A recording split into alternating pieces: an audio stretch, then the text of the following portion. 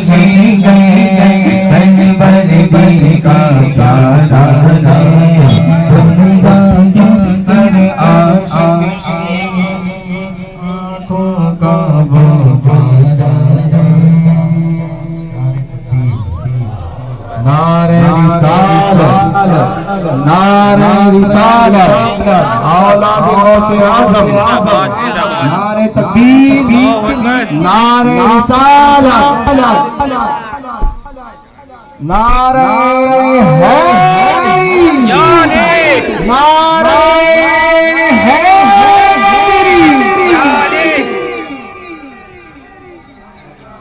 سبحان اللہ سبحان اللہ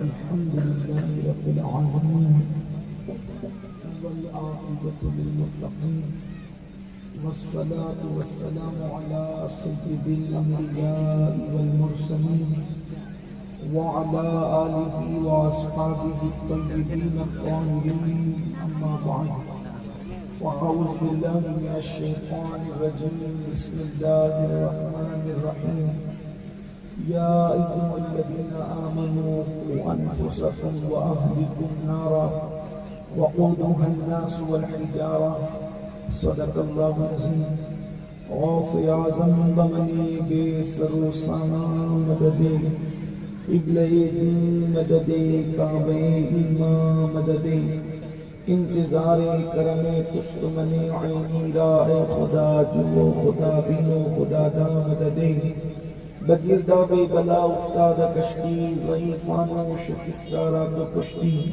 بحقی خواجہ عثمان ہارون مدد کن یا معین الدین چشتی مدد کن یا معین الدین چشتی مدد کن یا معین الدین چشتی انتہائی احترام و عقیدت کے ساتھ اپنے اور ساری کائنات کی مرکز عقیدت انہی سے بے کساں چارہ ساز درد منداں ہم غریبوں کے غم گسار ہم فقیروں کی ثروت شہریار ارم تاجدار حرم نوبہار شفاعت شب اسرا کے دولہا نوشے بزم جنت دانائے سبل مولائے کل ختم الرسل خسرہ خوباں سیاح دامتا وجہ کن فکا در اللہ المکنون سر اللہ المخزون عالم ما کانا وما یکون آبو دل انبیاء جانو دل اسفیاء مطلع ہر سعادت مقبع ہر سیادت خلاصہ کائنات فقر موجودات حضور احمد مجتبی محمد مصطفیٰ ارواحنا فدا صلی اللہ تعالی علیہ وآلہ وصحبہ وبارک وسلم کی بارگاہ بے کس پناہ میں جس طریقے سے پڑھاؤں بلند آواز سے میرے ساتھ مل کر پڑھیں الصلاة والسلام علیک یا رسول اللہ الصلاة والسلام علیک یا نبی اللہ الصلاة والسلام علیک یا حبیب اللہ وعلى آلك وأصحابك يا نور الله صلی اللہ تعالی علیہ وسلم سنتے ہیں کہ محشر میں صرف ان کی رسائی ہے سنتے ہیں کہ محشر میں صرف ان کی رسائی ہے گر ان کی رسائی ہے لو جب تو بن آئی ہے مچلا ہے کہ رحمت نے امید بندھائی ہے مچلا ہے کہ رحمت نے امید بندھائی ہے کیا بات تیری مجرم کیا بات بنائی ہے، اور بازار عمل میں تو سودا نہ بنا اپنا، بازار عمل میں تو سودا نہ بنا اپنا، اے بے کسوں کے آقا اب تیری دہائی ہے، اے بے کسوں کے آقا اب تیری دہائی ہے، اور مجرم کو نہ شرماؤ احباب کفن ڈھک دو، مجرم کو نہ شرماؤ احباب کفن ڈھک دو، منہ دیکھ کے کیا ہوگا پردے میں بھلائی ہے، اور اے عشق تیرے صدقے جلنے سے چھٹے سستے، اے عشق تیرے صدقے جلنے سے چھٹے سستے، جو آگ بجھا دے گی وہ آگ لگائی ہے، اور مطلع میں یہ شک کیا تھا واللہ رضا واللہ، مطلع میں یہ شک کیا تھا واللہ رضا واللہ، صرف ان کی رسائی ہے، صرف ان کی رسائی ہے۔ آج کی یہ محفل تین عظیم ہستیوں کے نام ہے، اور ہر تین عظیم ہستیوں میں سے ایک ایسا عنوان ہے کہ اگر بولنے والا دیانت داری سے بولے تو اس کی زندگی ختم ہو، لیکن عنوانات ختم نہیں ہو۔ ایک عنوان ہے امام الائمہ سید الامہ سید الاسخیاء راکب دوش پیمبر، شیر خار زلال نبی، مرشد تاجدار کربلا، سیدنا امام حسن مجتبی۔ ایک ان کا عنوان ہے، اور دوسرا عنوان موحد اعظم ہندوستان،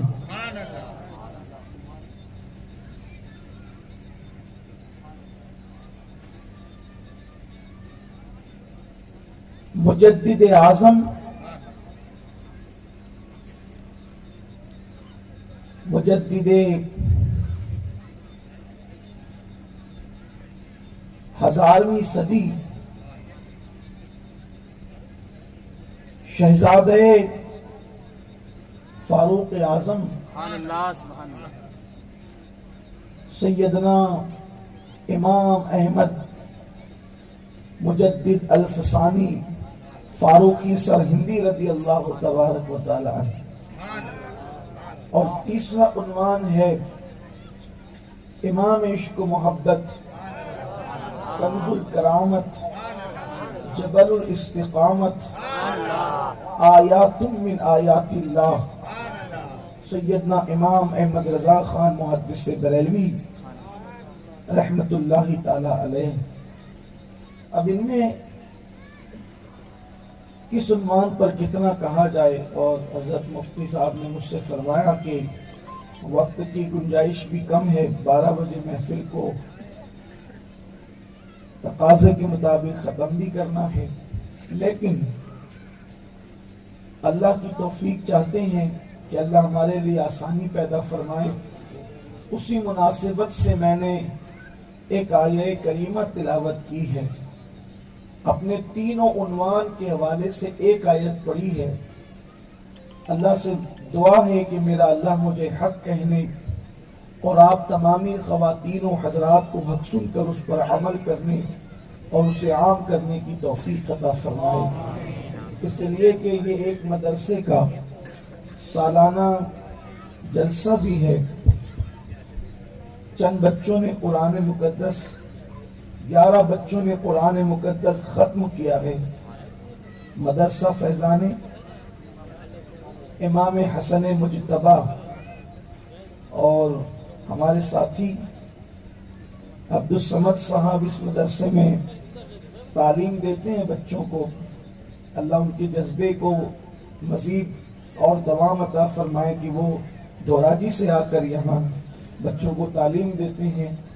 تو اسی مناسبت سے اب یہ چوتھا عنوان بھی اس میں ایڈ ہوتا ہے، قرآن مقدس کا اور قرآن کا یہ معجزہ ہے کہ آپ ایک آیت کے اندر کئی عناوین کو دیکھ سکتے ہیں۔ اللہ تبارک و تعالیٰ نے ہر ماں باپ کو ایک ذمہ داری سونپی، ہر ماں باپ کو ایک ذمہ داری دی۔ یہاں والدین موجود ہیں، کچھ ایسے ہیں جو ماں باپ بن چکے ہیں اور کچھ ایسے ہیں جو ماں باپ بننے والے ہیں۔ تو اللہ نے ہر ماں باپ کو ایک ذمہ داری سونپی ہے۔ ذمہ داری یہ ہے قُوا أَنفُسَكُمْ وَأَهْلِيكُمْ نَارًا، کہ تم اپنے آپ کو اور اپنی اولاد کو جہنم کی آگ سے بچاؤ۔ وَقُودُهَا النَّاسُ وَالْحِجَارَةُ، کیونکہ جہنم ایسی جگہ ہے کہ جس کا ایندھن انسان اور پتھر ہے۔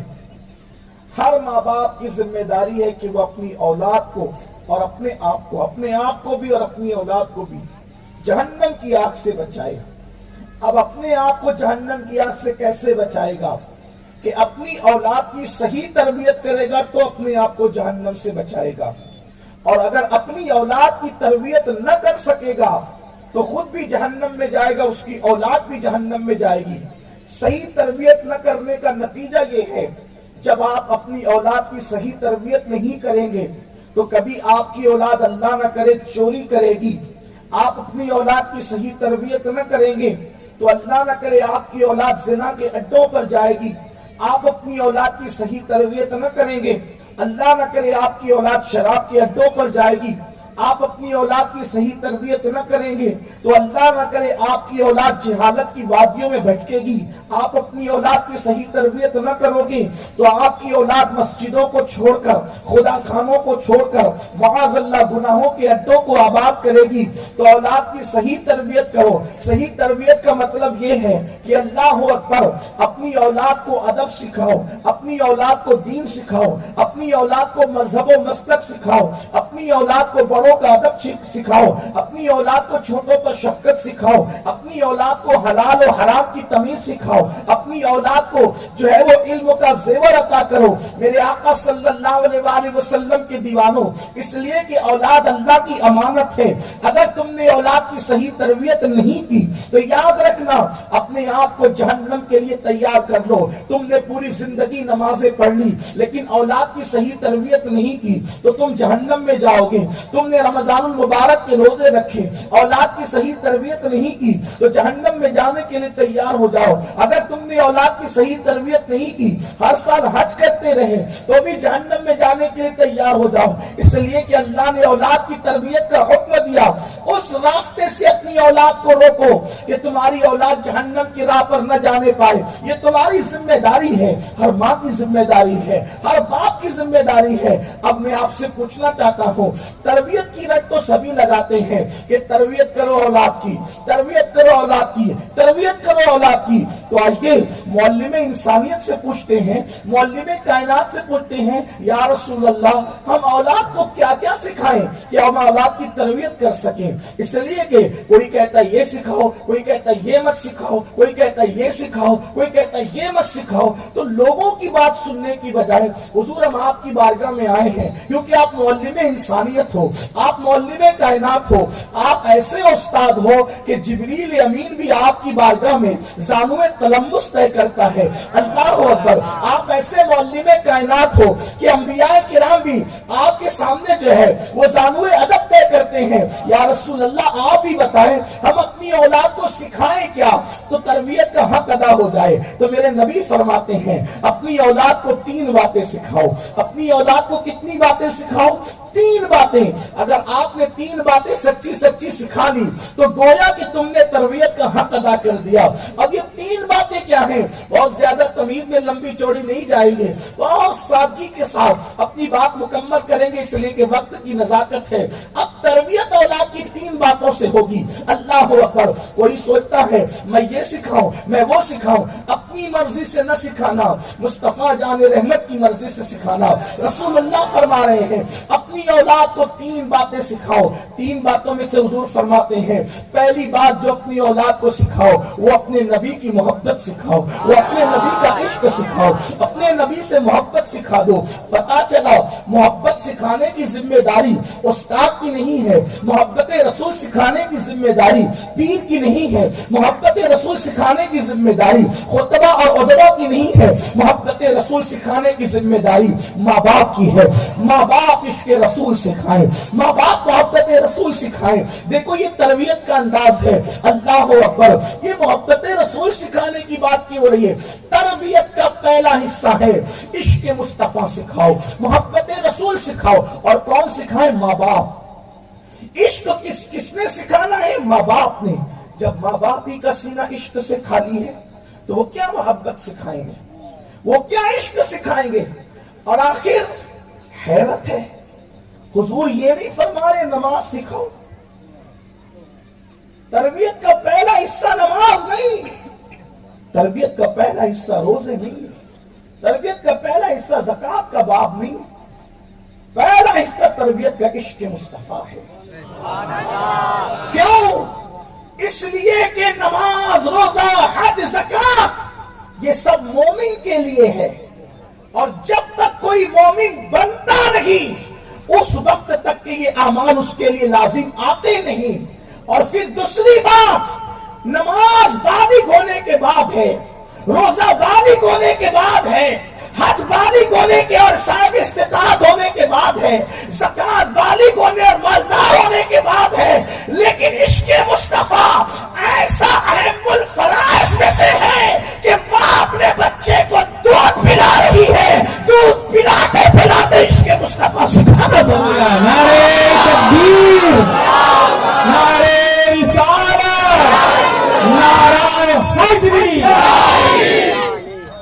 بالغ ہونے سے پہلے نماز کی فرضیت نہیں، لیکن یہاں پیدا ہوتے عشق مصطفیٰ ہے، اور مر جانے کے بعد نماز نہیں ہے، لیکن عشق مصطفیٰ وہ فریضہ ہے کہ مرنے کے بعد بھی اللہ اکبر عشق مصطفیٰ کا سوال کیا جاتا ہے اور خبر پوچھا جاتا ہے ان کے بارے میں کیا کہتے ہیں۔ پتا چلا عشق سے چھٹکارا ہی نہیں ہے۔ اور ایک بات اور ہے بس کروں، میرے آقا جانتے ہیں اس لیے کہ حضور سے بڑا ماہر نفسیات کون ہے؟ جو نمازی بنے گا ہو سکتا ہے اس سے روزہ چھوٹ جائے، جو روزے دار بنے گا ہو سکتا ہے اس سے زکوٰۃ چھوٹ جائے، جو زکوٰۃ دینے والا بنے گا ہو سکتا ہے اس سے ماں باپ کے حقوق چھوٹ جائے، جو ماں باپ کے حقوق ادا کرنے والا بنے گا ہو سکتا ہے اس سے بیوی کے حقوق چھوٹ جائے، جو بیوی کا حق ادا کرنے والا بنے گا ہو سکتا ہے اس سے پڑوسی کے حق چھوٹ جائے۔ لیکن جو عاشق رسول بن جائے گا وہ دیکھے گا کہ میرے محبوب کی خوشی اس میں ہے کہ میں سب کے حقوق ادا کروں۔ تو جو عاشق ہوگا وہ نمازی بھی ہوگا، وہ حاجی بھی ہوگا، وہ غازی بھی ہوگا، حتیٰ کہ اللہ اکبر وہ پڑوسیوں کے حقوق ادا کرنے والا بھی ہوگا۔ اسی لیے تو عارف رومی سے کسی نے پوچھا تھا کہ میں کیا بنوں کہ سب بن جاؤں؟ فرمایا عاشق بن جا تو خود بخود سب بن جائے۔ حضور فرماتے ہیں کہ اپنے بچوں کو عاشق رسول بناؤ، پہلی تربیت کا حصہ۔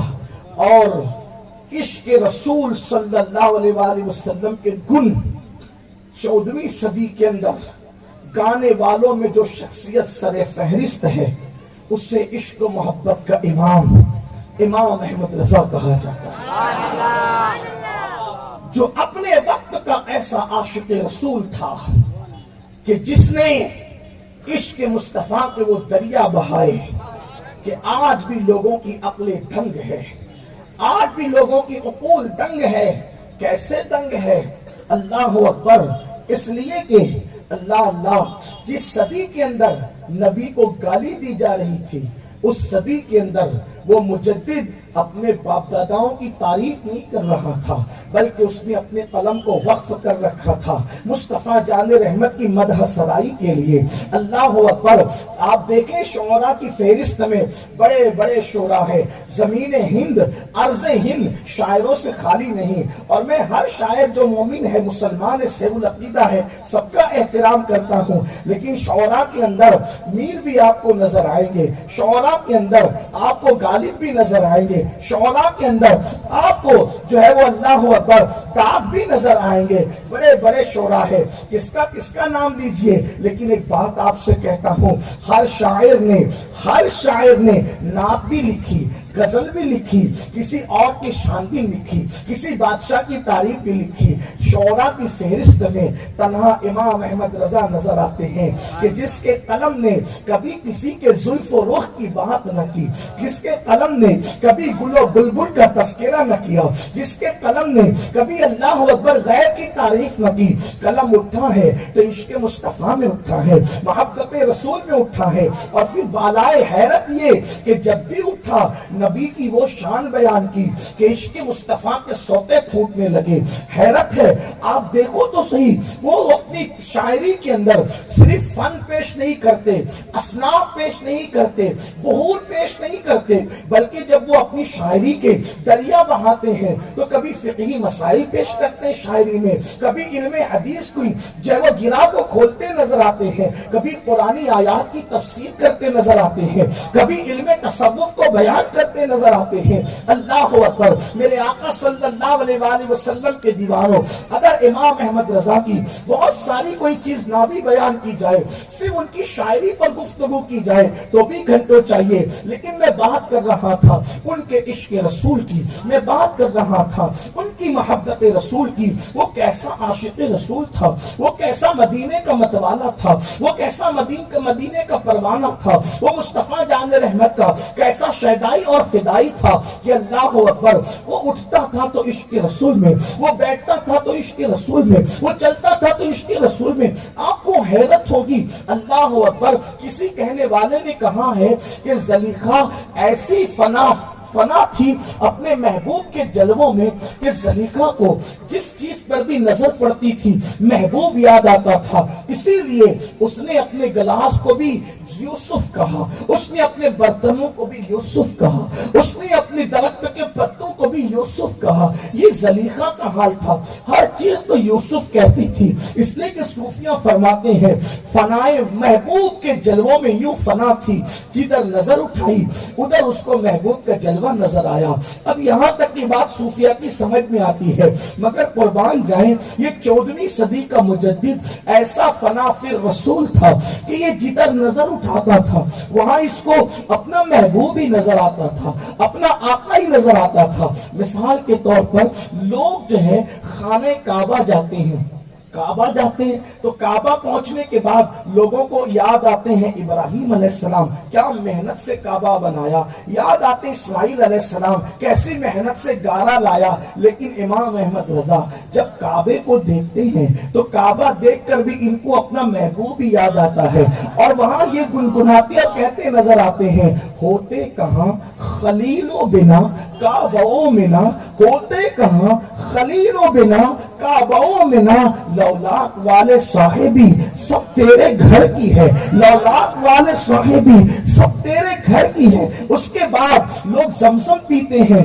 تو اسماعیل علیہ السلام کی ایڑیاں یاد آتی ہے, لیکن یہ زمزم بھی پینے جاتے ہیں تو ان کو محبوب ہی نظر آتے ہیں, اور وہاں بھی محبوب کے ڈنکے بجاتے ہوئے کہتے ہیں, کیا کہتے ہیں, ان کو بے مانگے ملا, ان کو بے مانگے ملا, ان کو رگڑ کر ایڑیاں, ان کو بے مانگے ملا, ان کو رگڑ کر ایڑیاں. ان کو کون اسماعیل اور ان کو کون محمد رسول اللہ, ان کو بے مانگے ملا, ان کو رگڑ کر ایڑیاں.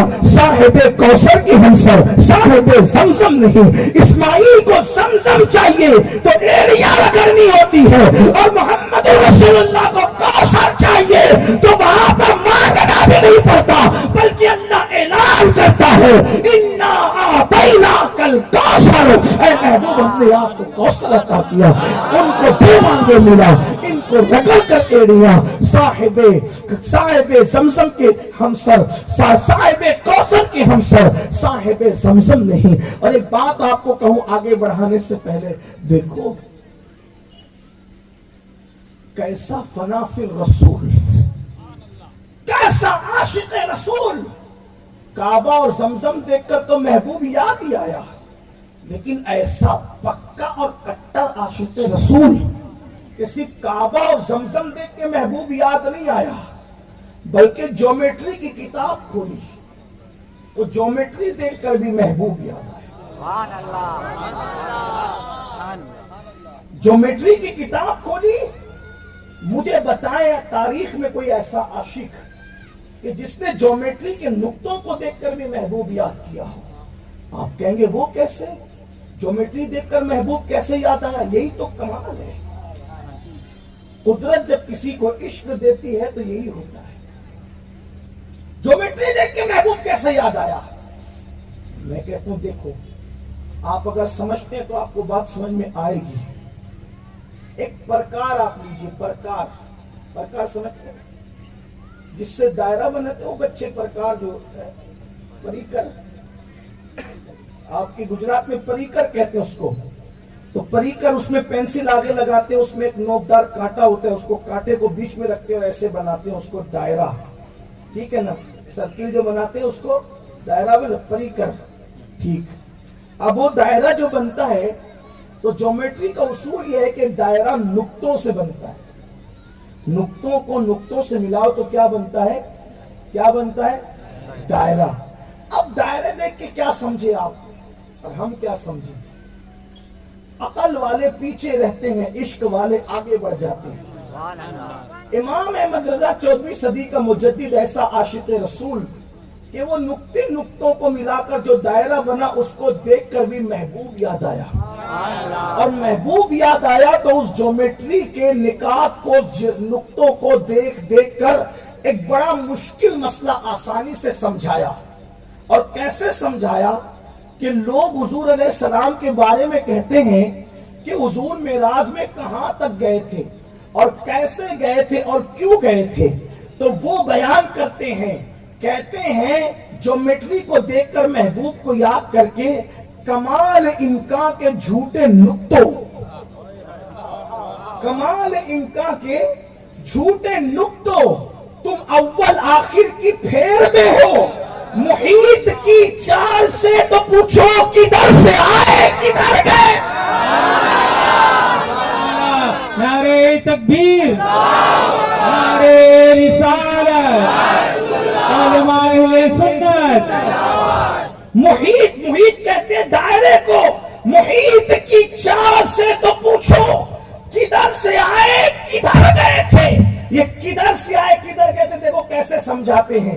جب آپ دائرہ بناتے ہیں تو پینسل کو جہاں سے آپ شروع کرتے ہیں تو گھما کر کے لاتے ہیں اور پھر اسی دائرے سے ملا دیتے ہیں جہاں سے آپ نے جس نقطے سے شروع کیا تھا. یہی تو ہے.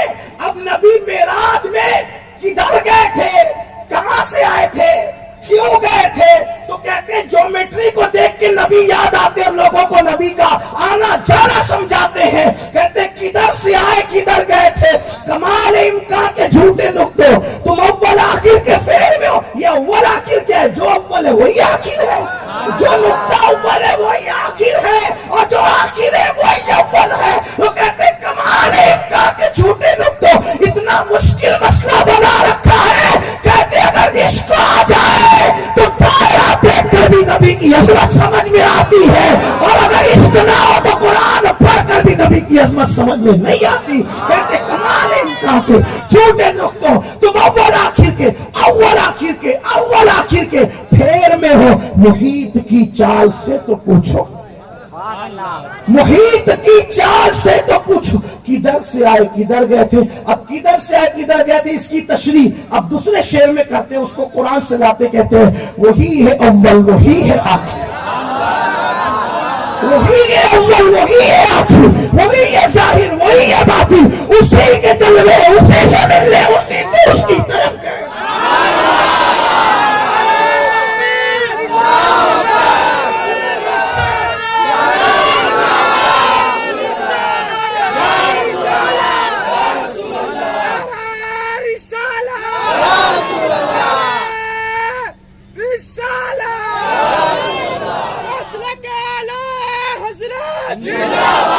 محیط کی چال سے تو پوچھو کدھر سے آئے کدھر, وہی ہے اول وہی ہے, جو نقطہ پہلا ہوگا وہی آخری, وہی ہے اول وہی ہے آخر, وہی ہے ظاہر وہی. قرآن کی آیت کے بارے میں مفسرین کا کہنا ہے یہ اللہ کی شان بھی بیان کر رہی ہے, رسول اللہ کی شان بھی بیان کر رہی ہے. اول آخر ظاہر باطن سے مراد اللہ کی ذات بھی ہے، اور اول آخر ظاہر باطن سے مراد رسول اللہ کی ذات بھی ہے، اور اس کی انہوں نے تشریح کی ہے۔ اول اللہ پاک کی مخلوق میں سب سے اول حضور ہے، اللہ پاک کی مخلوق حضور ہے، اور سب سے آخری میں تشریف لائے انبیاء میں، اس لیے وہ آخر ہے، اور ظاہر ایسے کہ ہر مخلوق میں ان کا جلوہ ہے، حضور کا جلوہ آپ میں بھی ہے، ان کے نور کی خیرات آپ میں بھی، ہم میں بھی ہے۔ ارے اگر ان کا نور نہ ہوتا تو یہ آنکھیں دیکھتی کیوں؟ یہ آنکھوں میں نور کس کی وجہ سے؟ ان کی وجہ سے۔ وہ ایسے ظاہر ہیں کہ ہر جگہ ان کا جلوہ ہے، ہر پھول میں بو تیری، ہر شمع میں ذو تیری، بلبل ہے تیرا بلبل، پروانہ ہے پروانہ۔ یہ بیٹا کہہ رہا ہے اور باپ یہ کہہ رہا ہے کہ وہ ظاہر کس طرح سے کہتے ہیں، انہی کی بو مایہ سمن ہے، انہی کا جلوہ چمن چمن ہے، انہی سے گلشن مہک رہے ہیں، انہی کی رنگت گلاب میں ہے۔ وہی جلوہ شہر بشہر ہے، وہی اصل عالم دیر ہے، وہی جلوہ شہر بشہر ہے، وہی اصل عالم دیر ہے، وہی نیر ہے، وہی پیر ہے، وہی پاٹ ہے، وہی دھار ہے، وہی نیر ہے، وہی پیر ہے، وہی پاٹ۔ انہی کے جلوے سے پوری کائنات بنی، ان کا جلوہ نہ ہو تو کائنات کیسے؟ اور یاد رکھنا ان کے جلوے کی خیرات مسلمانوں میں بھی اور کافروں میں بھی ہے۔ اسی لیے تو کافر کفر کرتا ہے مگر اس کو جہنم کی آگ ابھی چھوتی نہیں۔ کیوں نہیں چھوتی؟ کیونکہ جلوہ محمد کی خیرات اس میں بھی موجود ہے۔ اب یہ جہنم میں کافر کیسے جائے گا؟ پہلے اس سے نور محمدی کی برکتیں چھینی جائے گی، پھر اس سے شکل محمدی کی شفاعت چھینی جائے گی، اور اس کو دوسری شکل میں ڈال کر کے پھر جہنم میں داخل کیا جائے، تب اس کو جہنم جلائے گا۔ انسانی صورت پر کسی کو جہنم نہیں جلائے گا۔ کیوں؟ اس لیے کہ محمد الرسول اللہ انسانی صورت میں تشریف لائے۔ اسی کو تو حضرت بیدم شوارسی کہتے ہیں کہ اب آدمی کچھ اور ہماری نظر میں ہے، اب آدمی کچھ اور ہماری نظر میں ہے، جب سے سنا ہے یار لباس بشر میں، جب سے سنا ہے یار، جب سے سنا ہے یار لباس بشر میں ہے۔ تو یہ ہے رسول اللہ کا عشق۔ آپ اگر عشق سیکھ لے تو آپ کو سب آ جائے، آپ محبت رسول سیکھ لے تو آپ کو سب آ جائے۔ تو امام احمد رضا کا سب سے بڑا کارنامہ یہ ہے کہ انہوں نے ہمیں عشق رسول سکھایا۔ اور کیسا عشق رسول سکھایا؟ ایک بات عرض کر کے آگے بڑھتا ہوں، اپنے بچوں کو سکھاؤ عشق رسول، محبت رسول سکھاؤ، عشق رسول سکھاؤ۔ کسی نے سوال کیا، سوال یہ کیا کہ یہ بتائیں کہ پانیوں میں سب سے افضل ترین پانی کون سا تھا؟ تو ان سے پہلے بھی لوگوں نے پوچھا تھا، کسی نے زمزم کہا، کسی نے کوثر کہا، لیکن جب میرے امام 14ویں صدی کے امام سے پوچھا کہ پانیوں میں سب سے افضل پانی کون سا ہے، تو میرے امام نے فرمایا پانیوں میں سب سے افضل ترین پانی وہ ہے جو مصطفیٰ جان رحمت کی انگلیوں سے نکلا تھا، جو مصطفیٰ جان رحمت کی انگلیوں سے نکلا تھا۔ انگلیاں ہیں فیض پر، ٹوٹے ہیں پیاسے جھول کر، ندیاں پنجاب رحمت کی ہے جاری واہ واہ۔ اللہ اکبر کہتے انگلیاں پائیں وہ پیاری پیاری جن سے دریائے کرم ہے جاری، اوج پر آتی ہے جب کم خاری، تشنے سیلاب ہوا کرتے ہیں، ایسی انگلیاں مصطفیٰ جان رحمت نے پائی۔ کسی کی انگلیوں سے پانی نہ نکلا سوائے مصطفیٰ جان رحمت کی انگلیوں سے۔ حضور کی انگلیوں کا پانی سب سے افضل ترین پانی۔ یہ عشق کی بات ہے، محبت کی بات ہے۔ تو پہلی چیز اپنے بچوں کو کیا سکھاؤ؟ بولو عشق رسول۔ کیا سکھاؤ؟ عشق رسول۔ کیسے سکھاؤ گے؟ جب سیریل دیکھتے بیٹھتے ہو بچوں کے ساتھ، گیم کھیلتے بیٹھتے ہو بچوں کے ساتھ، فلمیں دیکھتے بیٹھتے ہو بچوں کے ساتھ، کیسے سکھاؤ گے؟ اپنے بچوں کو عشق رسول سکھاؤ۔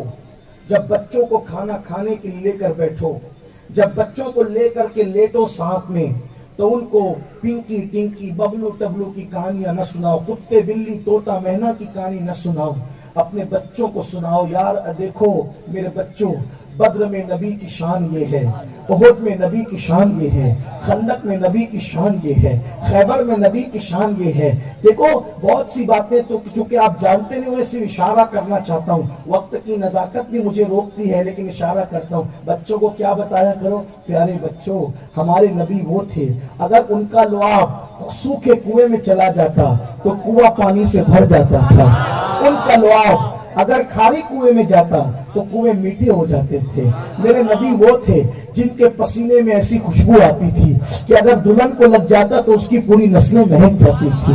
میرے نبی ایسے تھے جنہوں نے چاند کے ٹکڑے کیے، جنہوں نے سورج کو پلٹایا۔ میرے نبی ایسے تھے جنہوں نے دشمن کے لیے چادر بچھائی۔ میرے نبی ایسے تھے جنہوں نے پیٹ پہ پتھر باندھ کر دوسروں کو کھلایا۔ میرے نبی ایسے تھے جنہوں نے فتح مکہ کے دن جان کے دشمنوں کو معاف کیا، معاف ہی نہیں کیا بلکہ ایمان کی دولت بھی عطا فرمائی۔ میرے نبی ایسے تھے کہ اللہ اکبر، انبیاء جن کے پیچھے صبح معراج میں ہاتھ باندھ کر کھڑے رہتے تھے۔ میرے نبی ایسے تھے جس نے خدا کو بے حجاب دیکھا، جس نے خدا کو بے پردہ دیکھا، جس نے اللہ کے جلووں کو اپنی آنکھوں سے دیکھا۔ اللہ اکبر، میرے نبی ایسے تھے کہ سارے نبیوں میں افضل تھے۔ میرے نبی ایسے تھے جن کی انگلیوں سے پانی کے چشمے جاری ہوتے تھے۔ میرے نبی ایسے تھے چلتے تھے تو مٹی پر پیر کا نشان نہیں پڑتا تھا لیکن وہی قدم پتھر پہ رکھ دیتے تھے تو پتھروں پہ قدم کا نشان پڑ جاتا تھا۔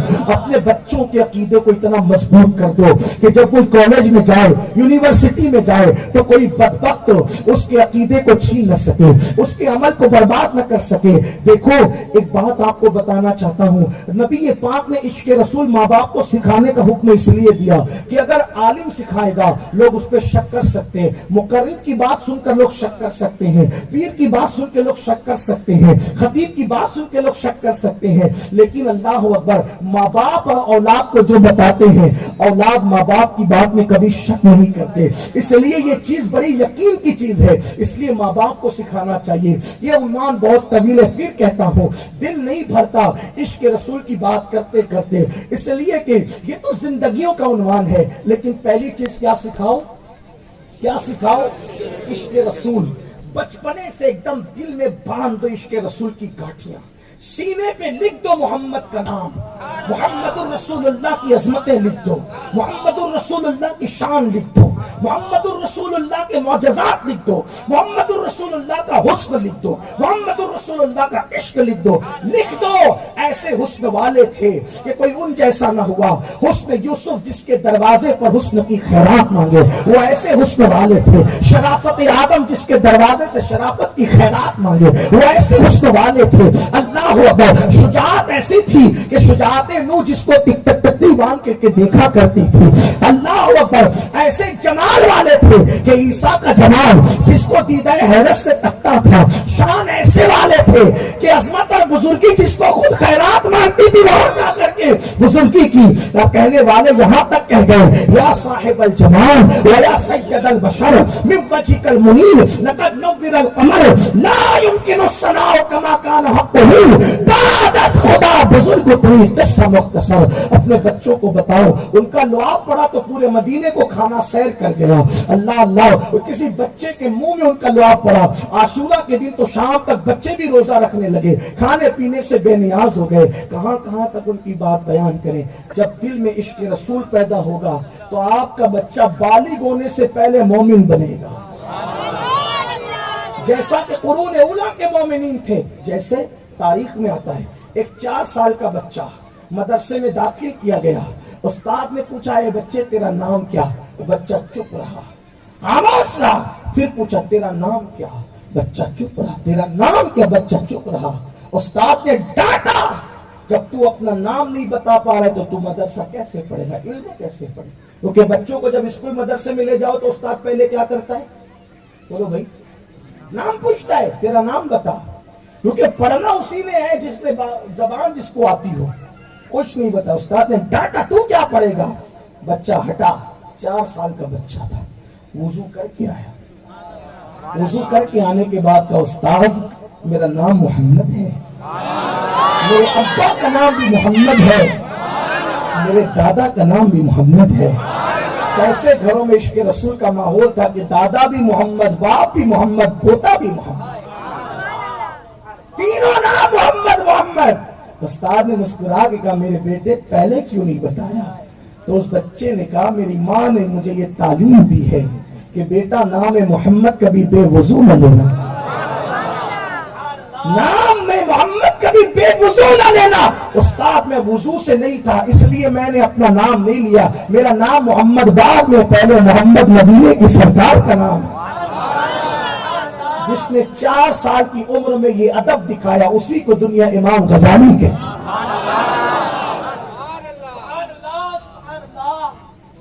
یہ ماحول گھروں میں پیدا کرو۔ آج ہمارے بچے رسول اللہ کا نام ایسے چلتے پھرتے لے لیتے ہیں، کیوں؟ گھروں میں ماحول نہیں۔ نام محمد آتا ہے تو انگوٹھا چومنے میں شرم کرتے، کیوں شرمائیں؟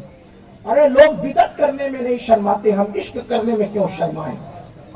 لوگ جرائم کرنے میں، زنا اور شراب پینے میں نہیں شرماتے، زنا کرنے میں نہیں شرماتے، ہم محبوب خدا سے عشق کرنے میں کیسے شرمائیں؟ اور میں کہتا ہوں جو عشق کرنے میں شرم گیا وہ مومن کیسا؟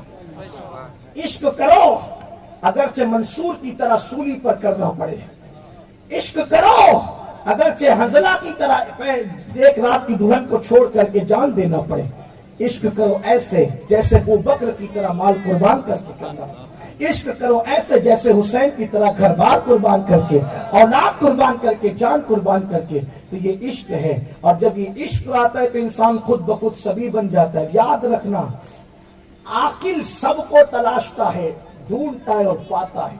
توجہ کرنا میرے جملے پر، عشق کا باب یہاں ختم کر رہا ہوں نامکمل۔ عاقل سب کو ڈھونڈتا ہے اور تلاش کر کے پانے کی کوشش کرتا ہے، لیکن زندگی ختم ہو جاتی ہے، سب پا نہیں سکتا۔ اور جو عاشق بن جاتا ہے سارے فنون خود ہی چل چل کر آتے ہیں، میں تیرے پاس حاضر ہوں۔ اور وہ مرنے سے پہلے کیا جس دن عاشق بنتا ہے اسی دن سارے فنون حاصل کر لیتا ہے، اسے سب کچھ آ جاتا ہے عاشق کو۔ اسی لیے آپ سے کہتا ہوں عاقل چپ نظر آئے گا، عاشق کبھی چپ نظر نہیں آئے گا۔ بڑا طویل عنوان ہے، تو عشق کرو گے تو ایمان آئے گا۔ پھر رسول اللہ نے دوسری بات بتائی، نبی کا عشق سکھاؤ۔ دوسری بات اہل بیت کی محبت سکھاؤ۔ یہ حضور بتا رہے صلی اللہ علیہ وسلم، تربیت کا انداز کیا ہونا چاہیے؟ عشق کے بعد، عشق رسول کے بعد عشق آل رسول۔ یا رسول اللہ یہ عشق رسول کے بعد عشق آل رسول کیوں؟ تو حدیث اشارہ میں جواب دے گی، نبی کا عشق مومن بنائے گا۔ توجہ کرنا، نبی کا عشق مومن بنائے گا، لیکن جب ایمان آتا ہے تو شیطان بھی آتا ہے اور ایمان چھیننے کی کوشش کرتا ہے۔ ایمان آتا ہے، شیطان آتا ہے، ایمان آتا ہے، وسوسے آتے ہیں، وسوسے مومن کو ہی آتے ہیں۔ وسوسے کس کو آتے ہیں؟ مومن کو آتے ہیں، اس لیے کہ چور اسی کے گھر میں آتا ہے جہاں مال موجود رہتا ہے، جہاں مال نہیں رہتا وہاں چور، تو شیطان بہکانے کس کو آئے گا؟ جہاں مال ہے۔ امام کہتے ہیں بائیں رستے نہ جا مسافر سن، مال ہے راہ مار پھرتے ہیں۔ یہ کون سا مال ہے؟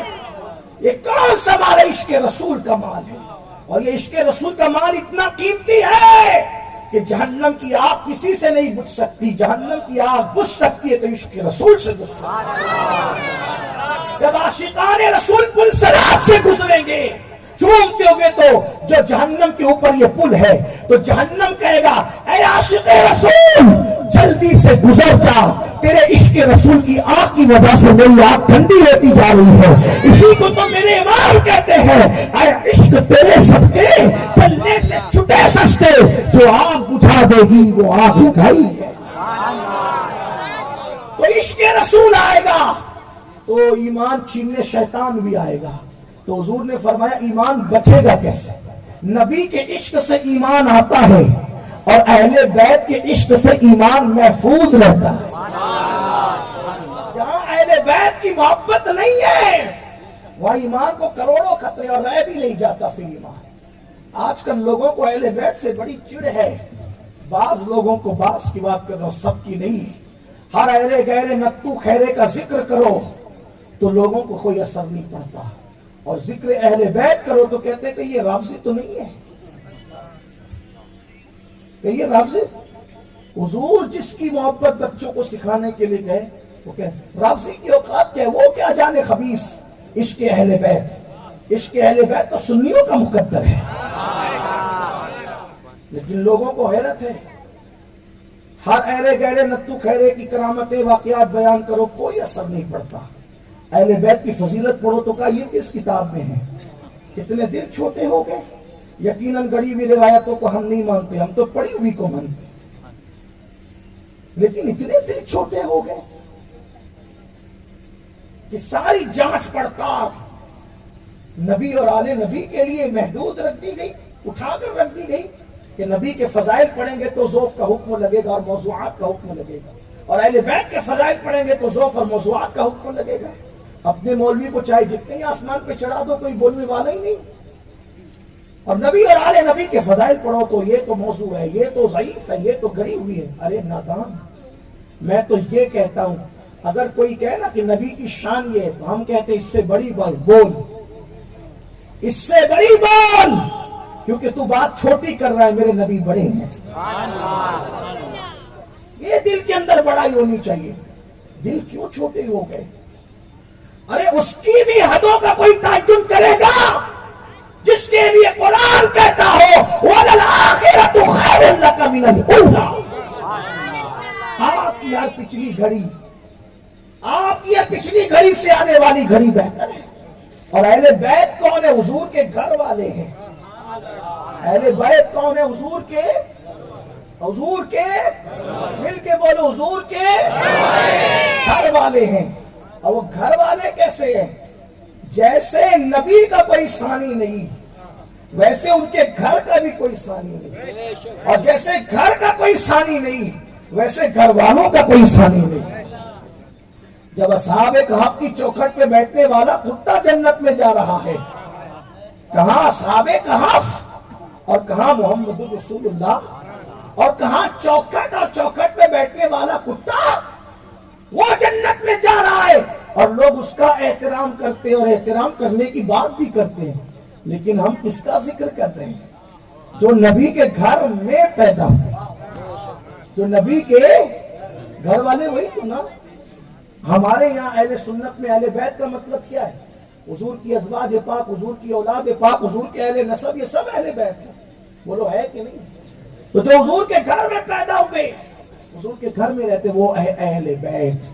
اور حضور نے فرمایا ان کی محبت کا صلہ کیا ہے؟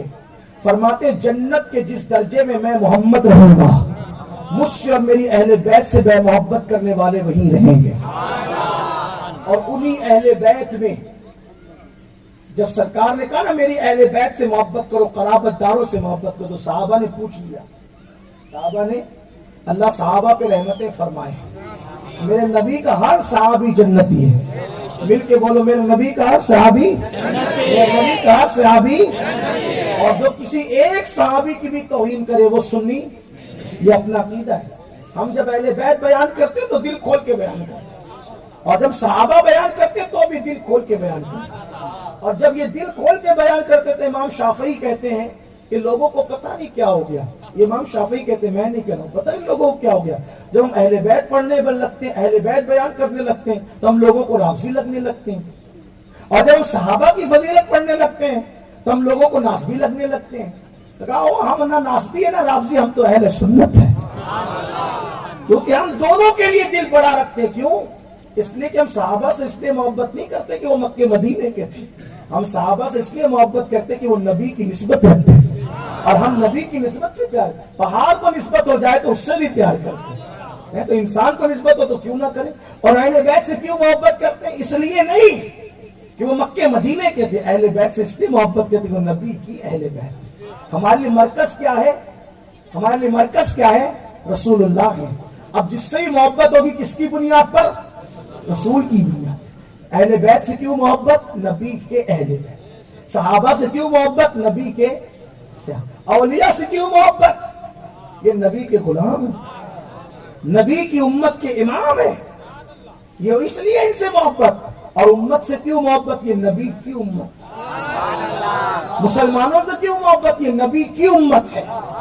بلکہ ایک بات بتاؤ، بیوی سے کیوں محبت؟ اگر اس لیے بیوی سے پیار کیا کہ میری بیوی ہے، اگر اس نے پیار کیا کہ میری ثواب نہیں ملے گا، اچھا آدمی کہلائے گا. اس نے بیوی سے پیار کیا کہ میری ثواب نہیں ملے گا، اچھا آدمی کہلائے گا. اور اس لیے بیوی سے پیار کیا کہ میرے نبی نے حکم دیا. تو بیوی سے پیار کرنا بھی عبادت ہو. بچوں سے محبت اس لیے کی کہ میری اولاد ہے، اچھا آدمی کہلائے گا، ثواب نہیں ملے گا. بچوں سے پیار اس لیے کیا کہ میرے نبی کا حکم ہے. تو بچوں سے پیار کرنا بھی عبادت ہو. یہ ہے ہمارے یہاں دستور. کیا ہے؟ جس سے بھی پیار ہوگا کس کی بنیاد پہ ہوگا؟ محبوب کی بنیاد. ہمیں نہیں معلوم کون کیا ہے، ہمیں نہیں معلوم کون کیا ہے. ہم کس کی بنیاد پہ پیار کرتے ہیں؟ بولو، کھل کے بولو. کس کی بنیاد پہ پیار کرتے ہیں؟ کس کی بنیاد پہ پیار کرتے ہیں؟ اگر آپ کی زبان نہیں باندھی گئی ہے تو کس کی بنیاد پہ پیار کرتے ہیں؟ دنیا عشق کی بات ہو رہی اور زبان ایسے نہ کھلے. میرے امام تو کہتے ہیں دہن میں زبان تمہارے لیے، بدن میں ایسا تمہارے لیے، ہمارے یہاں تمہارے لیے، اٹھے بھی وہاں تمہارے لیے. اور اٹھ کے کرے کیا کہا کرتے؟ سبا کو چلے کے بعد پھلے وہ پھول کھلے کے دل ہو بنے، لوا کے تلے سنا میں کھلے، رضا کی سبا تمہارے لیے. وہاں اٹھ کر کے بھی آپ کی ثنا کرنا ہے. تو بولو سب سے محبت کس بنیاد پر ہے؟ اور مجدد الفسانی نے تو حد ہی کر دی. مجدد الفسانی نے تو، لوگ کہتے ہیں کہ انہوں نے توحید پہ بڑا پہرا دیا. میں نے کہا بالکل دیا، لیکن سچا موحد وہ ہو ہی نہیں سکتا جو عشق رسول سے ناشنا ہو. توحید پہ کے پہرے دار اور بھی ٹھیکیدار ہوئے، لیکن توحید بیان کرتے ہوئے تقویت الایمان، جس کا نام تقویت الایمان رکھا، نبی کی کو گالیاں دے گئے. توحید کا بیان کرتے ہوئے نبی کو گالیاں دے گئے. توحید کیا بیان کر سکے؟ نہیں بیان کر سکے. اللہ کے علم غیب کو بیان کرتے کرتے نبی کے علم غیب کا انکار پر بیٹھے حفظ الایمان کے اندر. اللہ کی عظمت اور بزرگی بیان کرنے کے لیے گئے، براہین قاطعہ کے اندر اپنے ایمان کا ستیاناش کیا. نہیں کر سکے. کیوں؟ اس لیے کہ جو رسول اللہ والا نہیں ہوگا وہ کبھی اللہ والا نہیں ہو سکتا. تو مجدد الفسانی جن کا عنوان آپ نے مجھے دیا ہے، میں صرف ان کی یہ دو باتیں پیش کر کے آگے بڑھنا چاہتا ہوں تاکہ عنوان بھی پورا ہو جائے اور بات بھی سمجھ میں آ جائے. مجدد الفسانی شیخ احمد سرہندی نے 14 صدیوں کے اندر شیخ محی الدین ابن العربی کے بعد توحید پر اتنا لکھا کہ کسی نے اتنا نہیں لکھا. اتنا محی الدین ابن عربی کے بعد لکھا کہ کسی نے اتنا نہیں لکھا. لیکن وہ موحد، بلکہ سید الموحدین فی الہند، ہندوستان کا اپنے زمانے کا سب سے بڑا توحید کا پہرے دار، اللہ کی عظمت کا پہرے دار، اللہ کی عظمت کو بیان کرنے والا. کیونکہ اکبر کا وہ دور تھا کفر و الحاد کا کہ اکبر نے دین اسلام ختم کر کے معاذ اللہ سارے مذاہب کی کھچڑی بنا کر اسلام کو مٹانے کی کوشش کی. اس نے سورج کو خدا کہنے کی کوشش کی، اس نے آگ کو خدا کہلوانے کی کوشش کی، اس نے دریاؤں کو خدا کہلوانے کی کوشش کی. تو اس وقت توحید کا بیان بہت زیادہ ضروری تھا. بہت بیان کیا مجدد الفسانی نے توحید کو، لیکن کسی نے کہا خدا سورج ہے، کسی نے کہا خدا آگ ہے، کسی نے کہا خدا درخت ہے، کسی نے کہا خدا چوہا ہے، کسی نے کہا خدا جو ہے معاذ اللہ گوبر ہے، کسی نے کہا خدا زمین ہے، کسی نے کہا خدا چاند ہے. یہ سب وہ بکواس کر رہے تھے، اتنے سارے خدا مان رہے تھے. تو مجدد الفسانی نے کہا تمہیں نہیں پتا، خدا تو بس ایک ہے جس کو اللہ کہتے ہیں. اب اللہ کو دیکھا نہیں تو اللہ کون؟ بات آتی ہے سمجھ میں؟ مشکل تو نہیں ہو رہی نا. اللہ کو دیکھا نہیں تو اللہ کون؟ معاذ اللہ ثم معاذ اللہ. صرف سمجھانے کے لیے کہہ رہا ہوں. مثال کے طور پہ اگر کسی نے شکیل باپو کو کبھی نہیں دیکھا ہو اور وہ ممبئی میں چلا آئے اور ممبئی آنے کے بعد کہے کہ مجھے تلاش ہے شکیل باپو کی، چور اچکے ڈاکو لٹیرے سوچا کہ جب تک شکیل باپو نہ بتائیں گے اپنا کام نہیں بنے گا، اور شکیل باپو تک رسائی ہے نہیں، تو کسی کو بھی پکڑا گا یہ شکیل باپو ہے. بولو مانے گا کہ نہیں مانے گا؟ ماننا اس کو بیچارے، کیونکہ اس نے کبھی دیکھا نہیں. مانے گا کہ نہیں مانے گا؟ ماننا پڑے گا، اس کو دیکھا نہیں. اب اللہ خدا ہے، اللہ رب ہے، اللہ کو دیکھا کس نے؟ کوئی دیکھ سکتا ہے؟ اب یہ بھی تو اشکال پیدا ہو سکتا تھا نا معاذ اللہ کہ کوئی کسی کو اللہ کہہ دیتا، کوئی کسی کو اللہ کہہ دیتا ہے۔ تو اللہ کون؟ اللہ کون؟ یہ 14ویں صدی کے ملا کو سمجھ میں نہیں آئی، یہ سمجھایا مجدد الفسانی۔ اللہ کون؟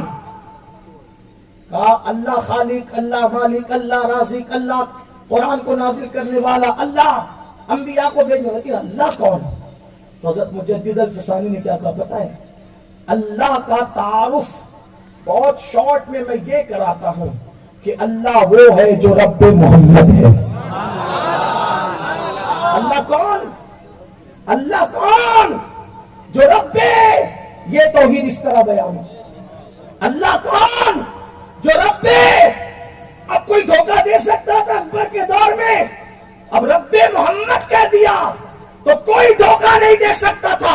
مطلب اب عبادت اس کی جائے گی جو رب محمد ہے، پکارا اس کو جائے گا جو رب محمد ہے، الہ اس کو کہا جائے گا جو رب محمد ہے۔ اللہ اکبر۔ پھر زمین بنائے اس نے جو رب محمد ہے، آسمان بنایا اس نے جو رب محمد ہے۔ توحید یوں بیان کی جاتی ہے، حتیٰ کہ مجدد الفسانی نے تو قصہ ہی ختم کر دیا۔ وہ کہتے ہیں کہ میں اللہ کی عبادت، میں اللہ کی عبادت، میں اللہ کی عبادت صرف اس لیے کرتا ہوں کہ وہ رب محمد آستے کہ وہ میرے محمد کا خدا، اس لیے میں اس کی عبادت کرتا ہوں۔ تکبیر، نعرہ رسالت، نعرہ حیدری، عرص مجدد الفسانی۔ یہ ایسے مجدد لوگ ہوتے ہیں، یہ مجدد لوگ ہیں ایسی توحید میں کہ وہ رب محمد است۔ اسی لیے میں سنیوں کو جو دیکھتا ہوں نا، پڑھتا ہوں کہ میری جماعت اہل سنت کی شان کیا ہے۔ نہ شان خدا ان جیسا کوئی بیان کر سکتا ہے، نہ شان مصطفیٰ ان جیسا کوئی بیان کر سکتا ہے، نہ شان انبیاء ان جیسا کوئی بیان کر سکتا ہے، اور نہ شان اہل بیت ان جیسا کوئی بیان کر سکتا ہے، نہ شان صحابہ اور خلفاء ان جیسا کوئی بیان کر سکتا ہے، نہ شان اولیاء ان جیسا کوئی بیان کر سکتا ہے۔ اسی لیے تو پھر بیان کرنے والے کو اپنی اوپر پیار آ جاتا ہے، اور وہ پھر خود ہی کہتا ہے کہ تو یہ اصفہاں سن کلام رضا، بے زباں بے زباں بے زباں ہو گیا۔ اہل سنت کو اپنے پہ ناز جو اتنا ہو جاتا ہے۔ تو میں عرض کر رہا تھا کیا دوسری بات کیا سکھاؤ اپنے بچوں کو؟ بولو، ایمان بچانے کے لیے اہل بیت، اس لیے کہ میرے آقا نے فرمایا میں تمہارے درمیان دو بھاری چیزیں چھوڑے جا رہا ہوں، جب پکڑو گے تو کبھی گمراہ نہیں ہوگے۔ میرا عنوان مکمل ہو رہا ہے اس حدیث پر، اس لیے کہ اہل بیت کے بعد تیسرا درجہ کس کا ہے؟ اہل بیت کے بعد تیسرا درجہ کس کا ہے؟ حضور فرماتے ہیں پہلے نبی کی محبت سکھاؤ، پھر آل نبی کی محبت سکھاؤ، اور تیسری بات قرآن کی تعلیم سکھاؤ۔ تربیت کے لیے تین باتیں ہیں، اور حضور کی حدیث آ گئی۔ آقا فرماتے ہیں میں تمہارے درمیان دو بھاری چیزیں چھوڑے جا رہا ہوں۔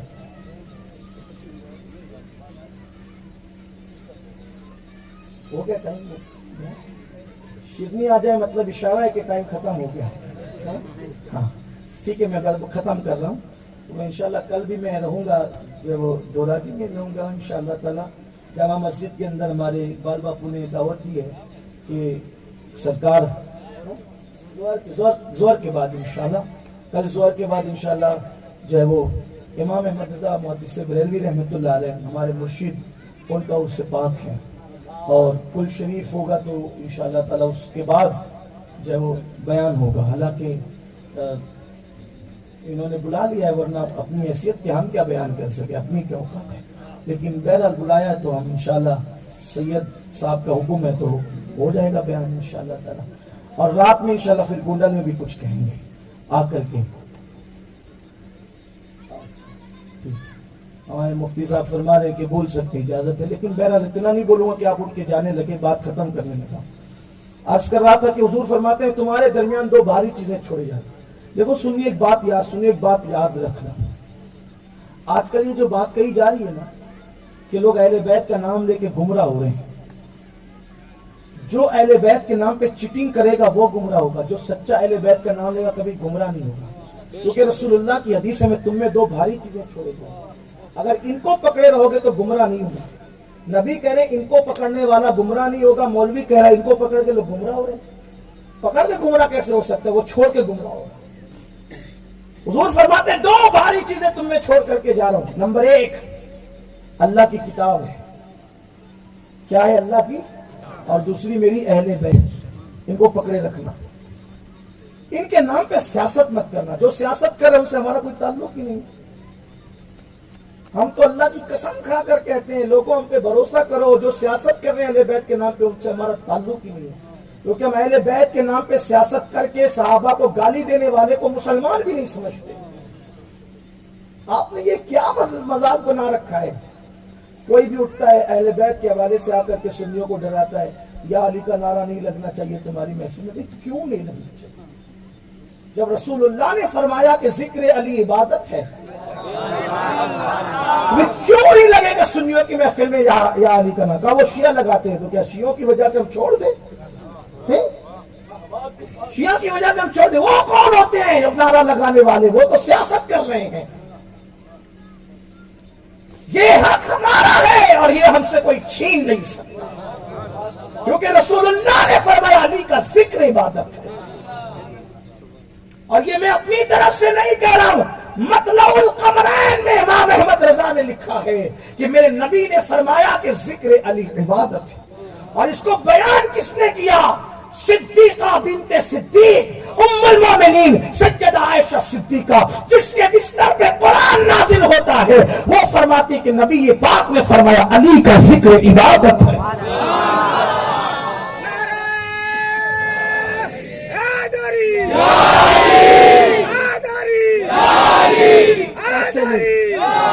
نعرے کی توہین نہیں ہونا چاہیے. یا تو سب لگائیں یا تو کوئی نہ لگائے.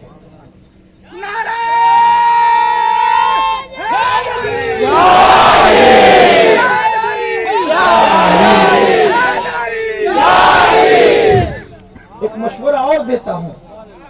چونکہ نعرے حیدری کی آڑ میں لوگ جو ہے وہ سیاست کر رہے ہیں تو ایک نعرے کا اور اضافہ کر لیں تاکہ جڑیں کٹ جائیں. ایک بندہ نعرہ لگایا کرے نعرے تحقیق اور پورا مجمع جواب دیا کرے حق چاریار.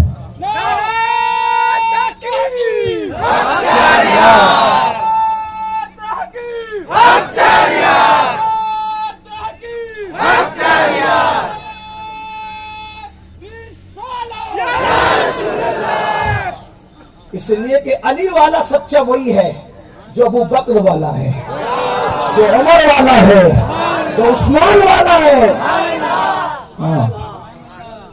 جس کے پیچھے مولا علی نے نمازیں پڑھی اس کو کوئی گالی دے؟ ایک بات مجھے بتاؤ. میں بار بار یہ بات کہتا ہوں لوگوں سے لیکن پتہ نہیں کیسی ہوا چلی. اللہ لوگوں کے حال پہ رحم کرے. اگر کسی نے بیعت کی غوث پاک کے ہاتھ پر، غوث پاک کے دور میں اگر کوئی اس کی توہین کرے تو لوگ کہتے یار دیکھ اس کی توہین نہ کر، اس نے غوث پاک کے ہاتھ پہ بیعت کی. صحیح؟ وہ لوگ کہتے ہیں کہ نہیں کہتے؟ اب صدیق و فاروق، عثمان غنی، مولا علی، سعد، سعید، طلحہ، زبیر، یہ جو بزرگ لوگ ہیں ان لوگوں کی لوگ کیوں توہین کرتے ہیں؟ انہوں نے تو رسول اللہ کے ہاتھ پہ بیعت. اور اس روایت کو کسی مولوی نے، کسی محدث نے بیان نہیں کیا. اس روایت کو پہلے کون بیان کر رہا ہے؟ قرآن. کون بیان کر رہا ہے؟ اللہ فرماتا ہے ان الذین یبایعونک انما یبایعون اللہ. اور پھر کس شان سے ان کی بیعت بیان ہو رہی ہے؟ پیارے محبوب، جس نے تیرے ہاتھ پر بیعت کی ہے اس نے تیرے ہاتھ پر نہیں، اس نے تو اللہ کے ہاتھ پر بیعت کی. جنہوں نے خدا کے دست قدرت پہ بیعت کی ان کو گالیاں کس جگر سے دیتے ہو؟ کس منہ سے ان کو گالیاں دیتے ہو؟ کس منہ سے ان کی شان؟ اور وہ بھی وہ چھوکرے توہین کرنے نکلے ہیں جنہیں یقین جانیے کہ استنجا کی سنتیں نہیں پتہ ہے، جنہیں وضو کا طریقہ نہیں پتہ ہے، جو جیم اور زا میں فرق نہیں کر سکتے. ان کا یہ حال ہے کہ وہ صحابہ، اصحاب رسول، کن کی توہین؟ جنہوں نے حضور کے ہاتھ پہ کھایا، حضور کے ہاتھ پہ، اور ان کی بیعت کو قرآن بیان کرے. اور کس شان سے؟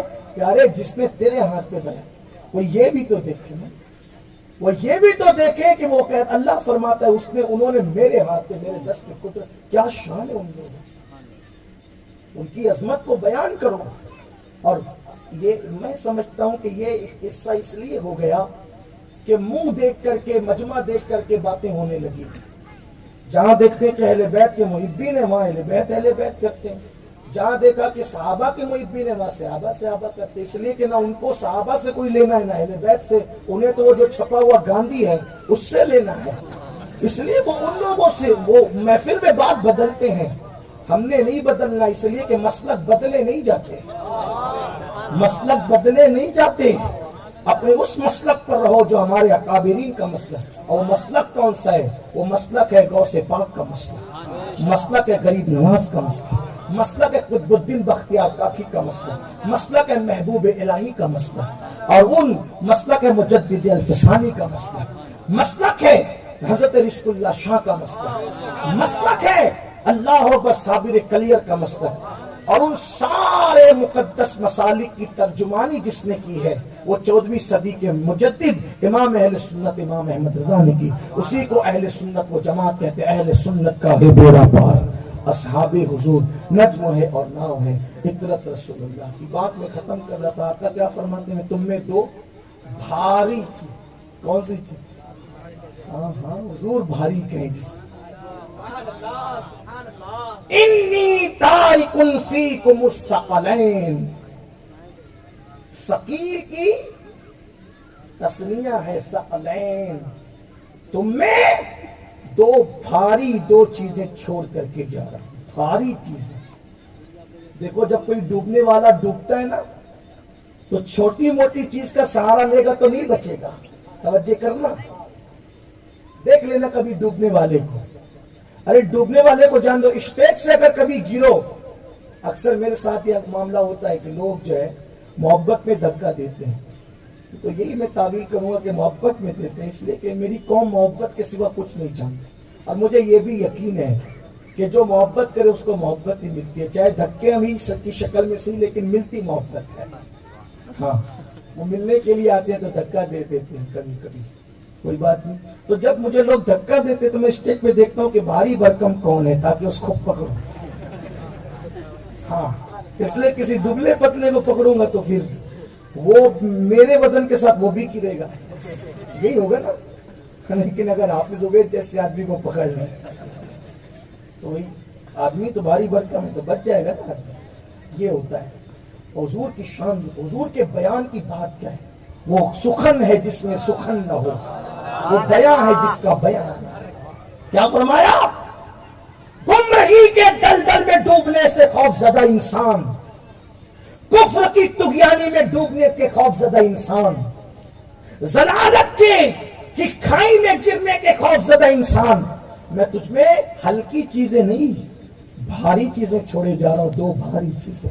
اس لیے کہ گرنے والا بھاری چیز کو پکڑنے کی کوشش کرتا ہے تو دو بھاری چیزیں چھوڑے جا رہا. فرمایا جب تک اس کو پکڑے رہو گے. دیکھو بات پکڑنے کی کہ اس لیے گرنے والا پکڑ کر ہی بچتا ہے.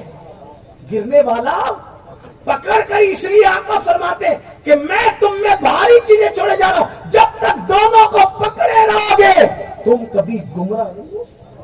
پکڑے رہنا میرے بعد تو گمراہ نہیں ہوں گے. اب پکڑ لو اہل بیت کا دامن، پکڑ لو قرآن کا دامن. حالت تو یہ ہے کہ لوگوں کو قرآن پڑھنا نہیں آتا. اپنے بچوں کو قرآن کی تعلیم دو. میں مبارکباد پیش کرتا ہوں ان ماں باپ کو جن 11 بچوں نے قرآن ختم کیا. ایسے مکاتب محلے میں، ہر محلے میں ہونا چاہیے اور اس میں صحیح قرآن پڑھنے کی بات ہو. یہ نہیں کہ آپ اپنے گجراتی لہجے میں قرآن پڑھائیں. یہ ظلم ہوگا. بعض میں لوگوں کو گجرات میں قرآن مقدس پڑھتا دیکھتا ہوں تو مجھے ایسا لگتا ہے کہ اس نے قرآن کو بھی معاذ اللہ گجراتی میں پڑھنے کی کوشش کی. یہ بہت بڑا ظلم ہے. بعض قرآن پڑھنے والوں پہ قرآن لعنت کرتا ہے کیونکہ وہ قرآن صحیح نہیں پڑھتے. اللہ حضور علامہ استاذ العلماء غلام غوث علوی مقدس العالی کو عمر خضر عطا فرمائے، صحت عطا فرمائے. مجھے میرے قائد نے بتایا کہ حضرت کی آمد سے پہلے چند لوگ تھے جنہیں انگلیوں پہ گنا جا سکتا تھا جو صحیح قرآن پڑھنا جانتے تھے. سورہ یاسین محلوں میں پڑھا جاتا تھا شب برات میں تو الامان والحفیظ یہ حالت ہوتی تھی کہ روح کانپ جائے پڑھنے لکھے آدمی کی. لیکن جب سے وہ مرد کلندر آیا تو اتنی بڑی ٹیم قرآن صحیح پڑھنے والوں کی عطا فرما دے. آج کل وہ بیمار ہے، اللہ انہیں شفا عطا فرما. میں تو اپنی قوم سے کہتا ہوں ہمارا حال یہ ہے، جیتے جی دشمنیاں کرتے ہیں، ستاتے ہیں، پریشان کرتے ہیں، غیبتیں کرتے ہیں، اور مرنے کے بعد پھر قبروں پہ گنبد بناتے ہیں. سنیوں اپنے اچھے لوگوں کی جیتے جی قدر کرنا سیکھ جاؤ، اپنے اچھے لوگوں کی جیتے جی قدر کرنا سیکھ جاؤ. مرنے کے بعد رونا یہ تو مروان کا کام ہے، مرنے کے بعد رونا. جیتے جی ستاتے ہیں، مرنے کے بعد جنازے پہ روتے ہیں. کیونکہ امام حسن کے جنازے پہ کون زیادہ رو رہا تھا؟ مروان رو رہا. آپ نے امام حسن کا ذکر بھی مجھے بیان کرنے کے لیے کہا، اس لیے میں بات کروں گا اس پر بھی. مروان نے بہت ستا، اس پلید نے، بدبخت نے بہت ستا. آج کل لوگ مروان کے بھی محبین پیدا ہو گئے. جب کہو کہ مروان گالی دیتا تھا اہل بیت کو، تو کہا کہ کس کتاب میں لکھا ہے؟ نہیں دیتا تھا. کہا کہ پھر تو تاریخ کی کتاب میں لکھا ہے. میں کہا مروان کا بھی آپ دفاع کرنے لگے. اپنے آپ کو اہل حدیث کہنے والوں، تم کب سے مروان کا دفاع کرنے لگے؟ اور کچھ تمہاری چھتر چھایا کچھ اور لوگوں پہ بھی پڑ گئی ہے. وہی کہتے نہیں وہ مروان نہیں کہتا تھا، وہ گالی نہیں دیتا. میں نے کہا کہ مولائے کائنات کو گالیاں مروان دیتا تھا. آپ امام سیوطی کو دیکھ لیں. امام سیوطی یہ صرف مورخ نہیں ہے، یہ محدث بھی ہے. مروان گالیاں دیتا تھا، بڑی گالیاں دیتا. اٹھا کر کے دیکھیں تاریخ، اٹھا کر. حضرت عمر ابن عبدالعزیز کا کارنامہ میں سے کارنامہ یہی ہے کہ مروانی سیاست نے اہل بیت کو جو گالیاں دینے کا رواج کیا تھا خطبوں کے اندر، تو عمر ابن عبدالعزیز نے ان گالیوں کو ختم کر کے یہ آیت خطبے کے اندر شامل فرمائی، ان اللہ یامر بالعدل والاحسان. یہ آیت کریمہ حضرت عمر ابن عبدالعزیز نے خطبے میں شامل کی. کیوں شامل کی ہے؟ کہ اس کو نکالا ہے، اس کو نکالا. بلکہ مروان کے دور میں یہاں تک ہوا کہ عید کی نماز پہلے ہوتی ہے، خطبہ بعد میں ہوتا ہے. یہی ہوتا ہے آپ کے یہاں کی کچھ اور ہوتا ہے، یہ سنت بھی ہے. لیکن یہ لوگ مروان جیسے کمینے لوگ جب خطبے میں مولائے کائنات اور ان کی آل پاک کو گالیاں دیتے تو لوگ عاشقان اہل بیت تو ہر دور میں رہے، عوام میں زیادہ رہے، عوام میں زیادہ رہے. اس لیے کہ عوام بڑی مخلص ہوتی ہے. مجھے معاف کر دیا آپ نے، ہاں قائدین سے زیادہ مخلص عوام ہوتی ہے. آپ کہیں گے وہ کیسے؟ میں قائدین کو مشکوک کرنے نہیں آیا. دیکھو قائدین اگر آئیں اسٹیج پہ بیٹھیں تو انہیں پھول دیا جاتا ہے، کسی کو نظر بھی پیش کی جاتی ہے کہ نہیں، کسی کو دعوت بھی کھلائی جاتی ہے. لیکن یہ جو عوام آتی ہے نا، نہ ان کو پھول ملتا ہے، نہ ان کو نذرانہ ملتا ہے، نہ ان کو دعوت ملتی ہے. یہ خالص محبت میں آتے ہیں. تو کہیں نہ کہیں یہ ہم سے محبت میں مجھے آگے نظر آتے ہیں. اور پھر ہم بیٹھتے ہیں تو گدوں پہ بیٹھتے ہیں، کرسیوں پہ بیٹھتے ہیں، اس میں کچھ آرام رہتا ہے. یہ بیچارے ایسے زمین پہ بیٹھتے ہیں. یہ ان کا خلوص ہے، اور ہر دور میں عوام کا خلوص رہا ہے. قائدین میں ان پہ بات نہیں کرتا تھا. امام شافعی جیسے لوگ تھے، امام مالک جیسے لوگ تھے، امام اعظم جیسے لوگ تھے. میں بڑوں کی بات نہیں کر رہا ہوں، وہ لوگ جو بکے ہوئے لوگ جن کا کوئی حال ہی نہیں تھا. اور آج بھی کچھ لوگ ہیں ایسے جن کا حال ہی نہیں. حالات بدلتے تو خود بدلے. یہ حالات ہے لوگوں کے. محفل بدلی، عالم بدلا. لوگ مجھ سے ناراض اسی لیے رہتے ہیں کہ تم ایسی بات کیوں کرتے ہو. میں نے کہا جب بولنے بٹھایا تو میں نے بولنا ہی ہے، اور پھر حق بولنا ہے، کیونکہ مجھے مرنا ہے. مجھے مرنا ہے. سب سے زیادہ عذاب بے عمل اور دنیا دار مقرر پر ہونا ہے کہ اس کے منہ کو، اس کی زبان کو، اس کی ہونٹ کو آپ کی کینچی سے کاٹا جائے. کیونکہ وہ لوگوں کے درمیان فتنے کی بات کرے گا، وہ لوگوں کے درمیان دنیا داری کی بات کرے، لوگوں کو لڑانے کی بات کرے. تو یہ بات آپ کو کہہ رہا ہوں. مروان کا حال یہ تھا جب وہ گالیاں بکتا خبیث پلید اے نبی اور نبی پاک کی اہل بیت پاک کو، مولائے کائنات کو، تو لوگ مجمع چھوڑ کے چلے جاتے. تو پھر وہ کیا کرتا پتا ہے؟ اب اس نے عید کے دن ایسا شروع کیا کہ پہلے خطبہ دیتا تھا پھر نماز پڑھا. یہ مروان کا حال تھا. یہ وہ پلید کا، اس خبیث کا حال تھا. اور اس کی پیروی کرنے والے اور بھی اس کے لوگ تھے، اس کی اولاد وغیرہ. بڑا برا حال کیا. ہاں میں اس پہ نہیں جاتا، لیکن یہ بات کہنا چاہتا ہوں کہ امام حسن، میں نے کہا نا کہ جیتے جی ستاتے ہیں، مرنے کے بعد روتے ہیں. تو امام حسن کو جب شہید کر دیا گیا، آپ کی شہادت ہوئی، بڑی دردناک شہادت حسن. امام حسن کو زہر دیا گیا, زہر. اور زہر میں بھی کیا دیا گیا پتہ ہے؟ زہر کی سب سے خطرناک شکل, زہر کی سب سے خطرناک شکل کون سی شکل تھی پتہ ہے؟ ہیرا پیس کر, ہیرا پیس کر جس مشکیزے سے آپ پانی پیتے تھے اس مشکیزے میں ڈال دیا گیا. آج تک لوگ پریشان ہیں کہ زہر دیا کس نے. میں نے کہا تھوڑی توجہ کرتے تو پتہ چلتا زہر دیا کس نے, کیا پلایا گیا, کیا پلایا گیا؟ ہیرا پیس کر.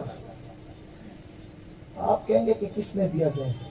میں نے کہا وہ دور ایسا تھا کہ ہر دور میں ہر گھر میں چراغ جلانے کے لیے تیل نہیں ہوتا تھا, تو جن کے گھروں میں چراغ جلانے کے لیے تیل نہ ہو وہ امام حسن کو ہیرا پیس کر دیں گے. آپ میں سے کتنے لوگ ہیں جن کے پاس ہیرا ہے کیا ہیرا بتاؤ, بولو بھائی ہے؟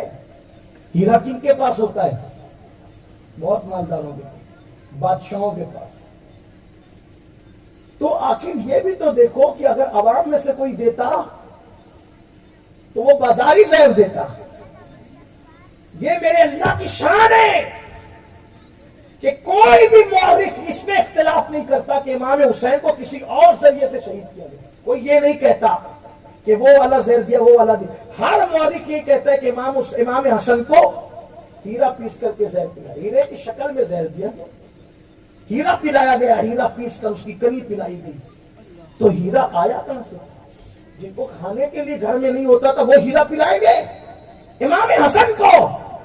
تو بتایا جا رہا ہے کہ ہیرا آیا تھا دربار سے, ہیرا آیا تھا دربار سے, بادشاہ کے یہاں سے. اور پلانے والا اور بھیجنے والا وہ بدبخت تو کون تھا؟ یزید صرف قاتل حسین نہیں ہے بلکہ یزید پلید قاتل حسن بھی ہے. اس کی گردن پر امام حسن مجتبی کی شہادت کا داغ بھی لگا ہوا ہے. رہی بات حضرت امیر معاویہ رضی اللہ تعالیٰ عنہ کی, تو ہم سنیوں کا بالکل علی اعلان موقف یہ ہے کہ ہم ان کی شان میں نہ کسی کو بے ادبی کرنے دیں گے اور نہ کبھی خود کریں گے. یہ خیال آپ کو بھی رکھنا چاہیے. اور ہم ان کے بارے میں کوئی بدگوئی برداشت نہیں کر سکتے, نہ کریں گے نہ کرنے دیں گے. یہ اہل سنت کا موقف ہے. کوئی کہتا ہے نہیں ہم ذرا زیادہ عاشق رسول ہیں, ہم کہتے ہیں تو کتنا ہی بڑا ہوگا شیخ عبد القادر جیلانی جیسا عاشق رسول. جب وہ چپ رہتے ہیں, وہ بدگوئی نہیں کرتے, تو تم کیوں کرتے ہو؟ جب غریب نواز گالی نہیں دیتے تو تم کیوں گالی دیتے؟ چپ رہو, خاموش رہو. کیونکہ جو رسول اللہ کے صحابی کی توہین کرے اس کا نہ فرض قبول ہے نہ اس کا نفل قبول ہے. اس کا بھی خیال کرو. لوگ مجھ سے کہتے ہیں کہ آپ ایسی بات نہ کیا کرو. میں نے کہا میں تجھے دیکھ کر نہیں کروں گا, تم سے کہو گے ہم کیا کہنا ہے کیا نہیں کہنا. آپ کو نہیں بلانا, آپ نہیں بلائے, لیکن ہم یہ کہیں گے جہاں اہل بیت کی عظمت بیان کرتے ہوئے لوگوں سے مخالفین سے لڑیں گے, وہیں پر صحابہ کرام کی عظمت پر آنچ آئے گی تو ہم ان سے بھی لڑیں گے, چاہے ہمیں گھر بیٹھ جانا پڑے, لیکن ہم حق بولیں گے. جب غوث پاک نے ان کی توہین نہیں کی تو کون ہوتا ہے کرنے والا؟ جب امام اعظم نے ان کی توہین نہیں کی تو کون ہوتا ہے توہین کرنے والا؟ ان سے بڑا تو عاشق رسول آ گیا. نہیں, ہم کہیں گے تو اور پھر حضور کے صحابی, حضور کے صحابی کیا شان ہے؟ میں نے کہتا ہوں صحابیت سب سے بڑی شان ہے, اس سے بڑی کوئی منقبت نہیں, اس سے بڑی کوئی منقبت. اس لیے اگر کوئی ہمیں گالی, مجھے بہت گالیاں لوگ اس پہ بھی دیتے ہیں, ہمارا حال تو یہی ہے. جب اہل بیت کی فضائل پڑھتے ہیں تو نازبی گالیاں دیتے ہیں, اور جب صحابہ کرام کی شان پڑھنے لگتے تو ہم تو پھر یہ ہوتا ہے کہ رابضی صفت لوگ ہیں وہ ہمیں گالی دیتے ہیں. ہمارے مقدر میں ایسا لگتا ہے کہ گالیاں ہی آئی گئی ہے, لیکن ہمیں اس کی پرواہ نہیں ہے, کیونکہ ہمیں اپنے کفن میں سنیت لے جانا ہے, ہمیں اپنے کفن میں ایمان لے جانا ہے. گالی کس کو نہیں دی گئی؟ امام اعظم کو دی گئی, امام شافعی کو دی گئی, امام مالک کو دی گئی, حق بولنے کی وجہ سے. اگر ہمیں دی جا رہی ہے تو ہم خوش ہیں کہ چلو مقدر ایسا ہے کہ اس فہرست میں اپنا بھی رہا ہے, لوگوں کو دینے کی. لیکن آپ سے کہتا ہوں کسی صحابی کی توہین نہیں کرنا, کسی صحابی کی بے ادبی نہیں کرنا, کسی صحابی کے خلاف نہیں کہنا. ہاں, اس کا خیال کرنا اور ان سے بھی ہوشیار رہنا ان سے بھی ہوشیار رہنا جو پیچھے والوں کو آگے لا کے کھڑا کرنا چاہتے ہیں اور آگے والوں کو پیچھے لے جانا چاہتے ہیں، ان سے بھی ہوشیار رہنا۔ یہ لوگ بھی بڑے خطرناک ہیں، ہاں، کہ وہ یہ چاہتے ہیں کہ صدیق اکبر پیچھے ہو جائیں، فاروق اعظم پیچھے ہو جائیں، عثمان غنی پیچھے ہو جائیں، مولا علی پیچھے ہو جائیں، اور پیچھے والوں کو وہ آگے لا کر کے کھڑا کر دیں۔ تم کون ہوتے ہو آگے لانے والے؟ حضور نے جس کو جو درجہ دیا ہے اسی درجے پہ مانو، یہی سنت ہے، یہی بزرگوں کا مسلک ہے، یہ بزرگوں کا موقف ہے، اس لیے اسی پہ رہو۔ اور ہم سنی تو اپنی ذات سے کسی کو مانتے ہی نہیں، ہم تو کہتے ہیں حضور نے جس کو جو درجہ دیا، حضور نے صدیق کو مصلی پہ کھڑا کر دیا، ہم نے امام مان لیا، حضور نے کھڑا کیا۔ اور پھر جس کو رسول اللہ نے چنا اس ذات نے فاروق اعظم کو کھڑا کیا، ہم نے ان کو بھی امام مانا۔ تو اپنی مرضی سے نہ چلاؤ، بات دور نکل گئی، بات ختم کرتے کرتے عرض کرو، حضرت امام حسن کو ہیرا پیش کرتے رہے، ہیرا، اور یہ بھیجنے والا، ساری سازش کرنے والا کون تھا؟ یزید تھا۔ ہم پھر کہتا ہوں، امام حسن کی شہادت کا ذمہ دار ہم صرف اور صرف یزید کو ٹھہرانا چاہتے ہیں۔ اس نے جس کو شامل کیا ہو یہ اللہ جانتا، ہمیں نہیں پتا، لیکن ہیرا بتا رہا ہے کہ اس کام کو کرنے والا کوئی بڑا آدمی، مالدار ہے، بادشاہ ہے، اور وہ بدپلید یزید تھا۔ اور امام حسن کو جب زہر دیا گیا، ہیرا آپ نے جب وہ پانی جب آپ نے پیا ہے، اس میں ہیرے کی کڑی جب آپ کے پیٹ میں گئی ہے، ایک دو دن کی بات نہیں، مورخین لکھتے 40 دن تک امام حسن مشتبہ قے کرتے تھے تو خون نکلتا تھا، اور آتے کٹ کٹ کے گرتی تھی، اور کھانا تو کھا ہی نہیں سکتے تھے کیونکہ پورا حلق کٹ چکا تھا، کھانا تو جائے نہیں، اور آتے کٹ کٹ کے پاخانے سے بھی نکلتی تھی، کٹ کٹ کے گرتی۔ تھوڑا احساس کرو، لوگ یہ کہہ دیتے ہیں نا کہ امام حسن کی شہادت سری تھی، اور آدھے منٹ میں یہ کہہ کے گزر جاتے ہو تو بستر پہ شہید ہو گئے۔ ذرا کوئی ان کا بستر پہ شہید ہونا بھی تو ملاحظہ کرے کہ کٹ کٹ کے آتے گری ہے، ٹکڑے ٹکڑے ہو کے۔ اللہ کسی کو وہ دن نہ دکھائے کہ کسی کی آنتیں کٹ کٹ کے گرے اور الٹی میں آنتیں نکلیں۔ صرف اتنا کہنا چاہتا ہوں، اگر دودھ پیو نا، دودھ پینے میں سب سے آسان ہے اور نکلنے میں بھی آسان ہے، لیکن دودھ پینے کے بعد جب دودھ پیٹ کے اندر، معدے کے اندر جاتا ہے اور دودھ کی الٹی ہوتی ہے تو ایسا لگتا ہے جیسا کلیجہ منہ کو آئے گا۔ جب دودھ کی الٹی ہوتی ہے تو کلیجہ منہ کو آتا ہے، آنکھیں پھٹ جاتی ہے، ایسے پھول جاتی ہیں، چہرہ سوج جاتا ہے اور منہ کو کلیجہ آنے لگتا ہے۔ یہ دودھ پینے کے بعد کی الٹی ہے۔ جب دودھ کی الٹی ایسی ہوتی ہے تو آنکھیں جب کٹ کر کے الٹی کے ذریعے باہر نکلتی ہوگی، اس وقت امام حسن مشتبہ کا حال کیا ہوگا؟ وہ حال کیا ہوگا آج آپ کو محسوس کرانا چاہتا ہوں۔ حال یہ تھا، 40 دن تک الٹی کرتے کرتے چہرہ ہرا ہو گیا، چہرہ ہرا ہو گیا۔ ہرا چہرہ ایسے نہیں ہوتا ہے، پہلے چہرہ مشقت، محنت اور تکلیف کے بعد سرخ ہوتا ہے، اور سرخ ہونے کے بعد اس کا آخری درجہ ہے ہرا ہونا۔ امام حسن کا چہرہ ہرا ہو گیا تھا، اور وہ امام حسین کو کہتے تھے بھائی بڑی تکلیف، بڑی، ایک دو دن تکلیف نہیں اٹھائی وہ قے کرنے کی، آتے کٹنے کی، 40 دن تک اٹھائی، 40 دن تک۔ اور جب 40واں دن آیا تو امام حسن نے کہا حسین میرے بھائی دیکھو میرا چہرہ کیسا دکھ رہا ہے۔ کہا بھیا آپ کا چہرہ تو ہرا ہو گیا ہے۔ کہا نانا جان نے فرمایا تھا جب حسن دنیا سے جائیں گے تو ان کا چہرہ سبز ہو جائے گا، ہرا ہو جائے گا، اور جب حسین دنیا سے جائیں گے تو ان کا چہرہ سرخ ہو جائے گا۔ امام حسن پاک اس حالت میں دنیا سے گئے۔ امام حسین نے کہا تھا بھیا بتاؤ آپ کو کس نے شہید کیا، زہر کس نے دیا؟ امام حسن نے کہا تھا جس پر میرا گمان ہے اگر وہی ہے تو اللہ انتقام لینے والا ہے، اور اگر وہ نہیں ہے تو محض شک کی بنیاد پر میں کسی کو سزا نہیں دلوانا چاہتا۔ اور پھر فرمایا میری تمنا یہ ہے کہ جب میرا وصال ہو جائے تو مجھے نانا کے حجرے میں ان کے قدموں میں دفن کر دینا، لیکن مجھے خوف لگتا ہے مروان یہ کام ہونے نہیں دے گا۔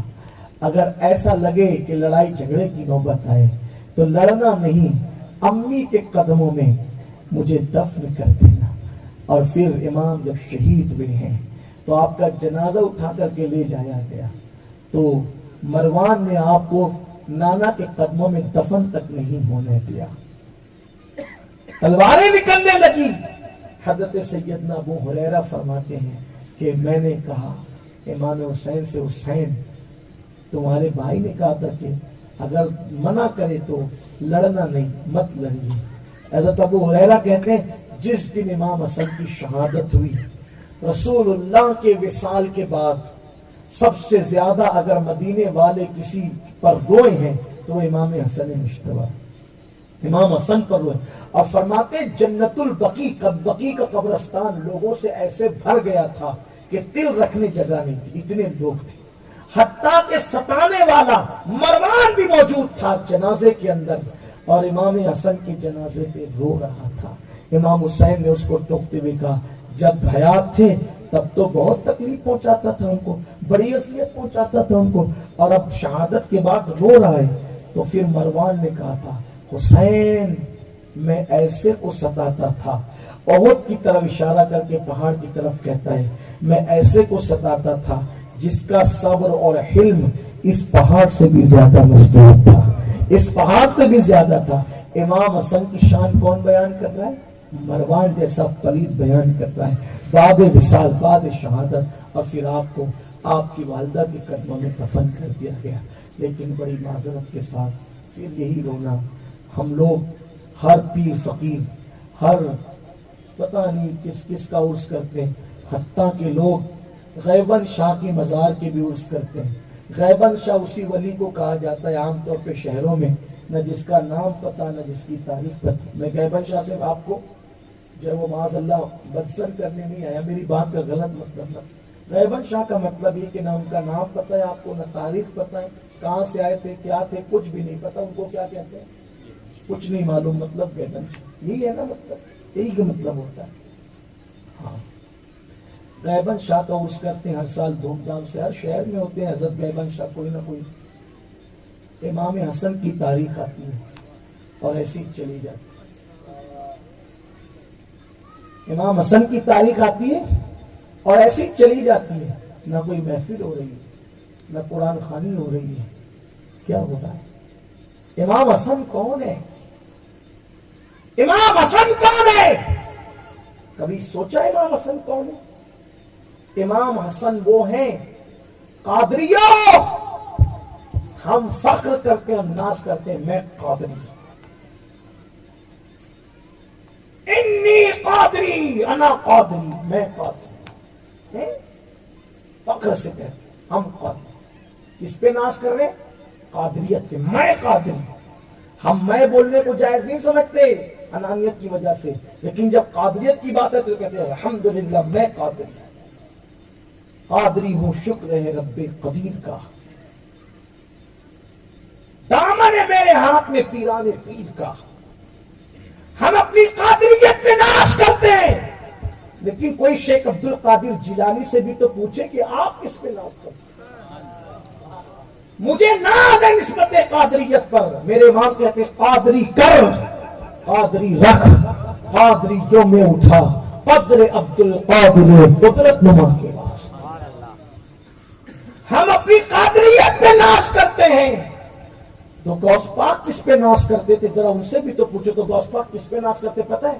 ہم کہتے ہیں میں قادری، انا قادری، انا القادری۔ اور غوث پاک کس پہ ناز کرتے تھے؟ وہ کہتے تھے انا الحسنی، انا الحسنی والمخدا مقامی، کہ میں حسنی ہوں، حسن والا ہوں، حسن کا بیٹا ہوں، اسی لیے اللہ نے مجھے اونچا مقام عطا فرمایا۔ نعرہ تکبیر، نعرہ رسالت، یا غوث۔ ہر مہینہ 11ویں کرنے والے اور ہر مہینہ 6 کرنے والوں سے کہتا ہوں کہ جس کی نسبت پر غوث پاک ناز کرے کہ میں حسنی ہوں، ہم ان کی تاریخ آتی ہے اور اس میں فاتحہ بھی نہ دلا امام حسن کی، کتنا بڑا ظلم ہے۔ امام حسن کون ہے؟ جہاں وہ جد غوث اعظم ہیں وہیں پر وہ امام حسین کے مرشد بھی ہے۔ इमाम हुसैन ने जिनको अपना मुर्शिद माना, अपना पेशवा माना, अपना बड़ा माना, आप कहते हैं इमाम हुसैन को रसूलुल्लाह ने घुट्टी दी, तो इमाम हुसैन से पहले इमाम हसन को घुट्टी दी। हम तकाबुल नहीं कर रहे, लेकिन आपको बता रहे हैं हम इमाम हुसैन वाले भी और इमाम हसन वाले भी। इसलिए मेरी गुजारिश है सुन्नियों से कि इमाम हसन की महफिलें भी रखो, चाहे एक ही दिन रखो, मगर रखो। फातिहा इमाम हसन की भी होना चाहिए, कुरान खानी इमाम हसन के नाम की भी होना चाहिए। ये क्या जुल्म है कि हम हर बुजुर्ग के नाम की फातिहा करें, इमाम हसन को भुला ही दिया। उनकी तारीख आती है वैसे सन्नाटे से गुजरते, पता भी नहीं चलता। माशाअल्लाह आप कर रहे, अच्छी बात है, लेकिन एक आदमी के करने से होना क्या है बाबू? पूरी कौम को करना है, पूरी कौम को करना है। इसलिए कि रसूल आजम ने इमाम हुसैन को कंधों पे बिठाया तो इमाम हसन को ही बिठाया। बल्कि एक बात आपको बताऊं, सैयद रसूलुल्लाह की औलाद के नाम, और सब सैयद है, लेकिन जिसको रसूलुल्लाह ने सैयद कहा है वो इमाम हसन है, सैयदुल उम्मा। हुजूर ने जिसको सैयद कहा, आका फरमाते बुखारी शरीफ की हदीस है, इमाम हसन को गोद में लेके कहा, इमाम हसन को ये मेरा बेटा सैयद है। हुजूर ने कहा ये मेरा बेटा सैयद है। हुजूर ने जिसको सैयद कहा, फरमाया कि मैं उम्मीद करता हूं कि मुसलमानों के दो बड़े गिरोह के अंदर ये सुलह कराएगा। हुजूर ने उनको सैयद कहा और आपने वो किया, तो वो जात है इमाम हसन मुश्तबा की। इमाम हसन की सूरत के खुतबा, तो उस वक्त ऐसा लगता था जैसे रसूलुल्लाह खुतबा दे रहे हैं। तो एक दिन कूफा में मौलाए कायनात ने फरमाया, हसन मैं ये चाहता हूं कि तुम खुतबा दो, क्योंकि जब तुम खुतबा देते हो तो ऐसा लगता है जैसे रसूलुल्लाह की आवाज आ रही है, इसलिए तुम खुतबा दो। तो इमाम हसन ने कहा, बाबा आपकी मौजूदगी में मैं कैसे खुतबा दे सकता हूँ, ये तो मैं बेअदबी समझता हूँ। तो मौरखीन लिखते हैं कि कभी कभी मौलाए कायनात जब खुतबा देने की बात आती थी तो आप आड़ में छुप जाया करते थे, ताकि मैं नहीं रहूंगा तो हसन खुतबा देगा और मैं हसन का खुतबा सुनूंगा। ये है इमाम हसन। हम उस हसन को भूल गए। भूलो मत इमाम हसन को, इमाम हसन को याद करो। अरे जिसके बेटे के नाम के या गौसल मदद के नारे लगाते हो, उसके जद्दे करीम को भी याद करना। जिसके बेटे की हर महीने 11वीं करते हो, सुनियो उसके जद्दे करीम को साल में एक बार तो याद करो। अल्लाह हमें तौफीक अता फरमाए, अल्लाह हमारे हाल की इस्लाह फरमाए। गुफ्तगू के दरमियान अगर कोई गलती हो तो अल्लाह ताला माफ फरमाए। अस्तगफिरुल्लाह रब्बी मिन कुल्ली ज़ंबिन व अतूबु इलैहि व मा अलैना इल्ला अल बलाग। अस्सलामु अलैकुम व रहमतुल्लाहि व बरकातुहू। तमाम हज़रात बैठे रहें, थोड़ी देर बैठे रहें।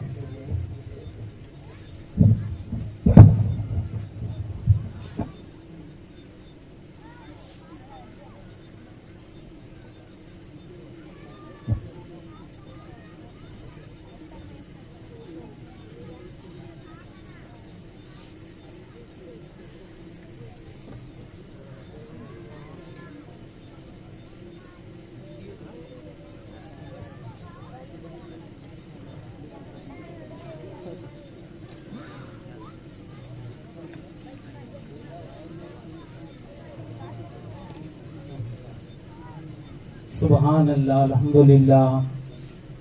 यहाँ पर 17 लोगों ने ये जो मदरसा बरकात इमाम हसन जारी बसारी है, उसमें 11 बच्चों ने जो नाज़िरा कुरान शरीफ खत्म किया है, उनको इनामात जिन जिन लोगों ने दिया है उसके मैं नाम लूँगा। ये इनामात इंशाअल्लाह ताला सब बच्चों को, एक दो बच्चों को हजरत के हाथों से इनामात दे देंगे, बाकी को इंशाल्लाह कल मदरसे में इनामात दिए जाएंगे।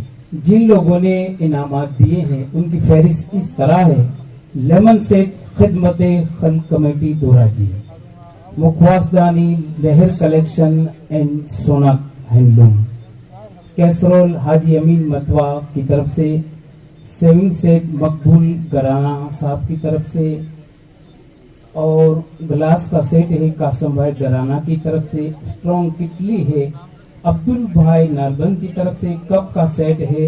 ये सब 11 बच्चों को एक एक इनाम दिया जाएगा। कप शेरानी समोसा की तरफ से है, ब्लैंकेट मोहम्मद कासिम घराना की तरफ से है और सोसर सेट जामिया फातिमुत ज़हरा की तरफ से है।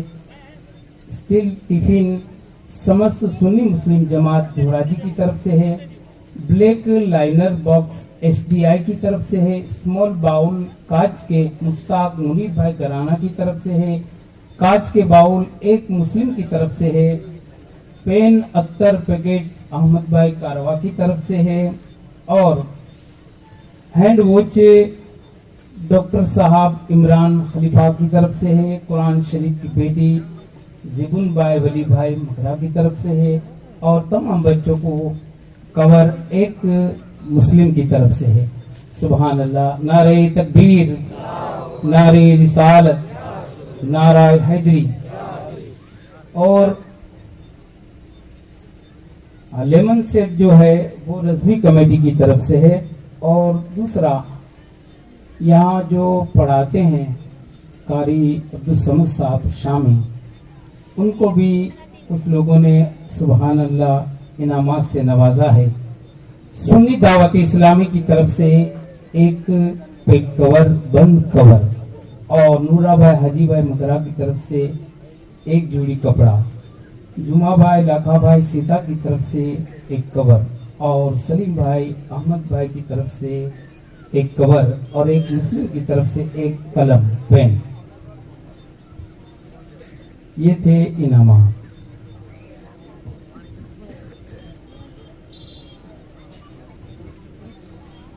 इसको पैगराना कहाँ है तशरीफ लाए।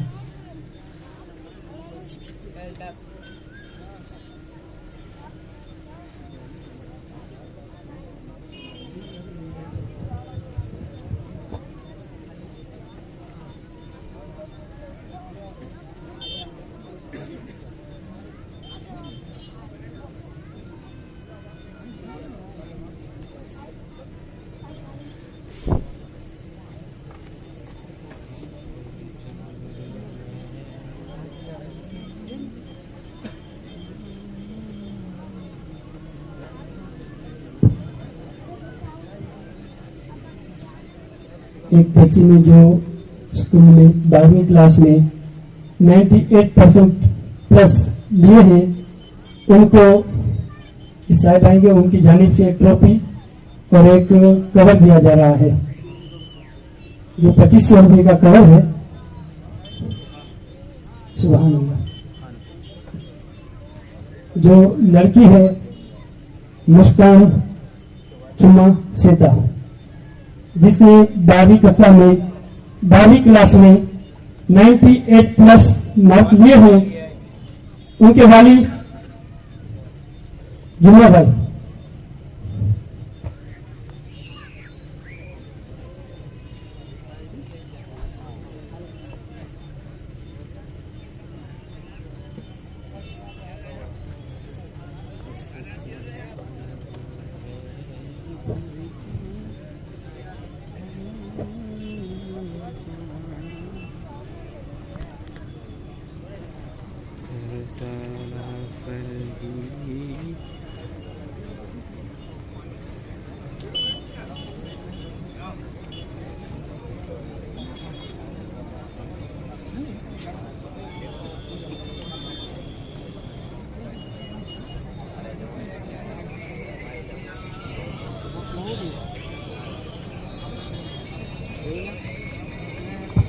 आइए सलात व सलाम के लिए खड़े हो जाएं।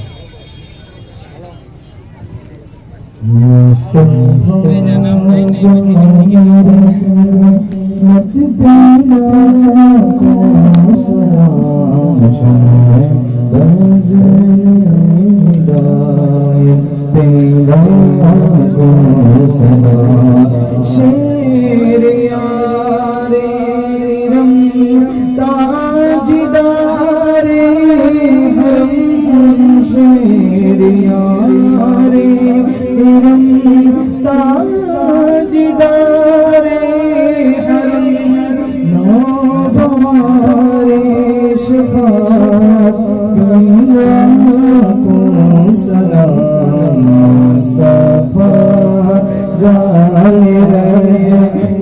پہ لاکھوں سلام شمع منزل ہدایت پہ لاکھوں سلام ڈال دی قلب میں عظمت مصطفیٰ ڈال دی قلب میں عظمت مصطفیٰ سیدی اعلی حضرت پہ لاکھوں سلام مصطفیٰ جان رحمت پہ لاکھوں سلام شمع منزل ہدایت پہ لاکھوں سلام کیا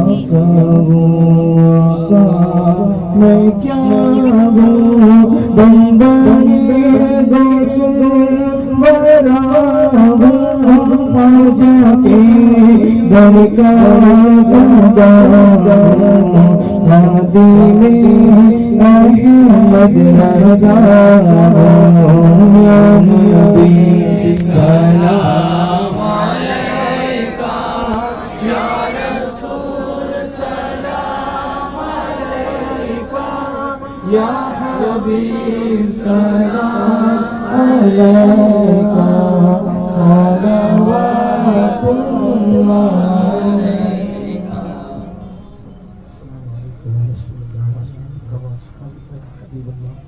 صلی اللہ تعالی علیہ وسلم ان اللہ وملائکتہ یصلون علی النبی یا ایھا الذین آمنوا صلوا علیہ وسلموا تسلیما اللهم صل علی سیدنا محمد وعلى آل سیدنا محمد صلاة تنجینا بها من جميع الأهوال والآفات وتقضي لنا بها جميع الحاجات وتطهرنا بها من جميع السيئات وترفعنا بها عندك أعلى الدرجات وتبلغنا بها أقصى الغايات من جميع الخيرات في الحياة وبعد الممات إنك على كل شيء قدير سبحان ربك رب العزة عما يصفون وسلام على المرسلين الحمد لله رب العالمين وبعد لا إله إلا الله. ضروری اعلانات سماعت کریں. کل انشاءاللہ تعالی 12:30 بجے سے لے کر 1 بجے تک قرآن شریف کا ختم، 1 بجے ظہر کی اذان اور 1:30 بجے سے لے کر 2:30 بجے تک حضرت کا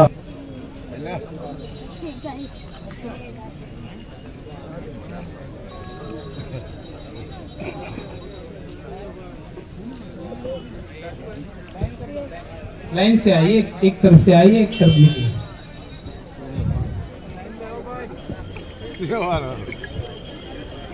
ایک موبائل ملا ہوا ہے، وہ نمبر سے بات کریں تب ملے گا انشاءاللہ.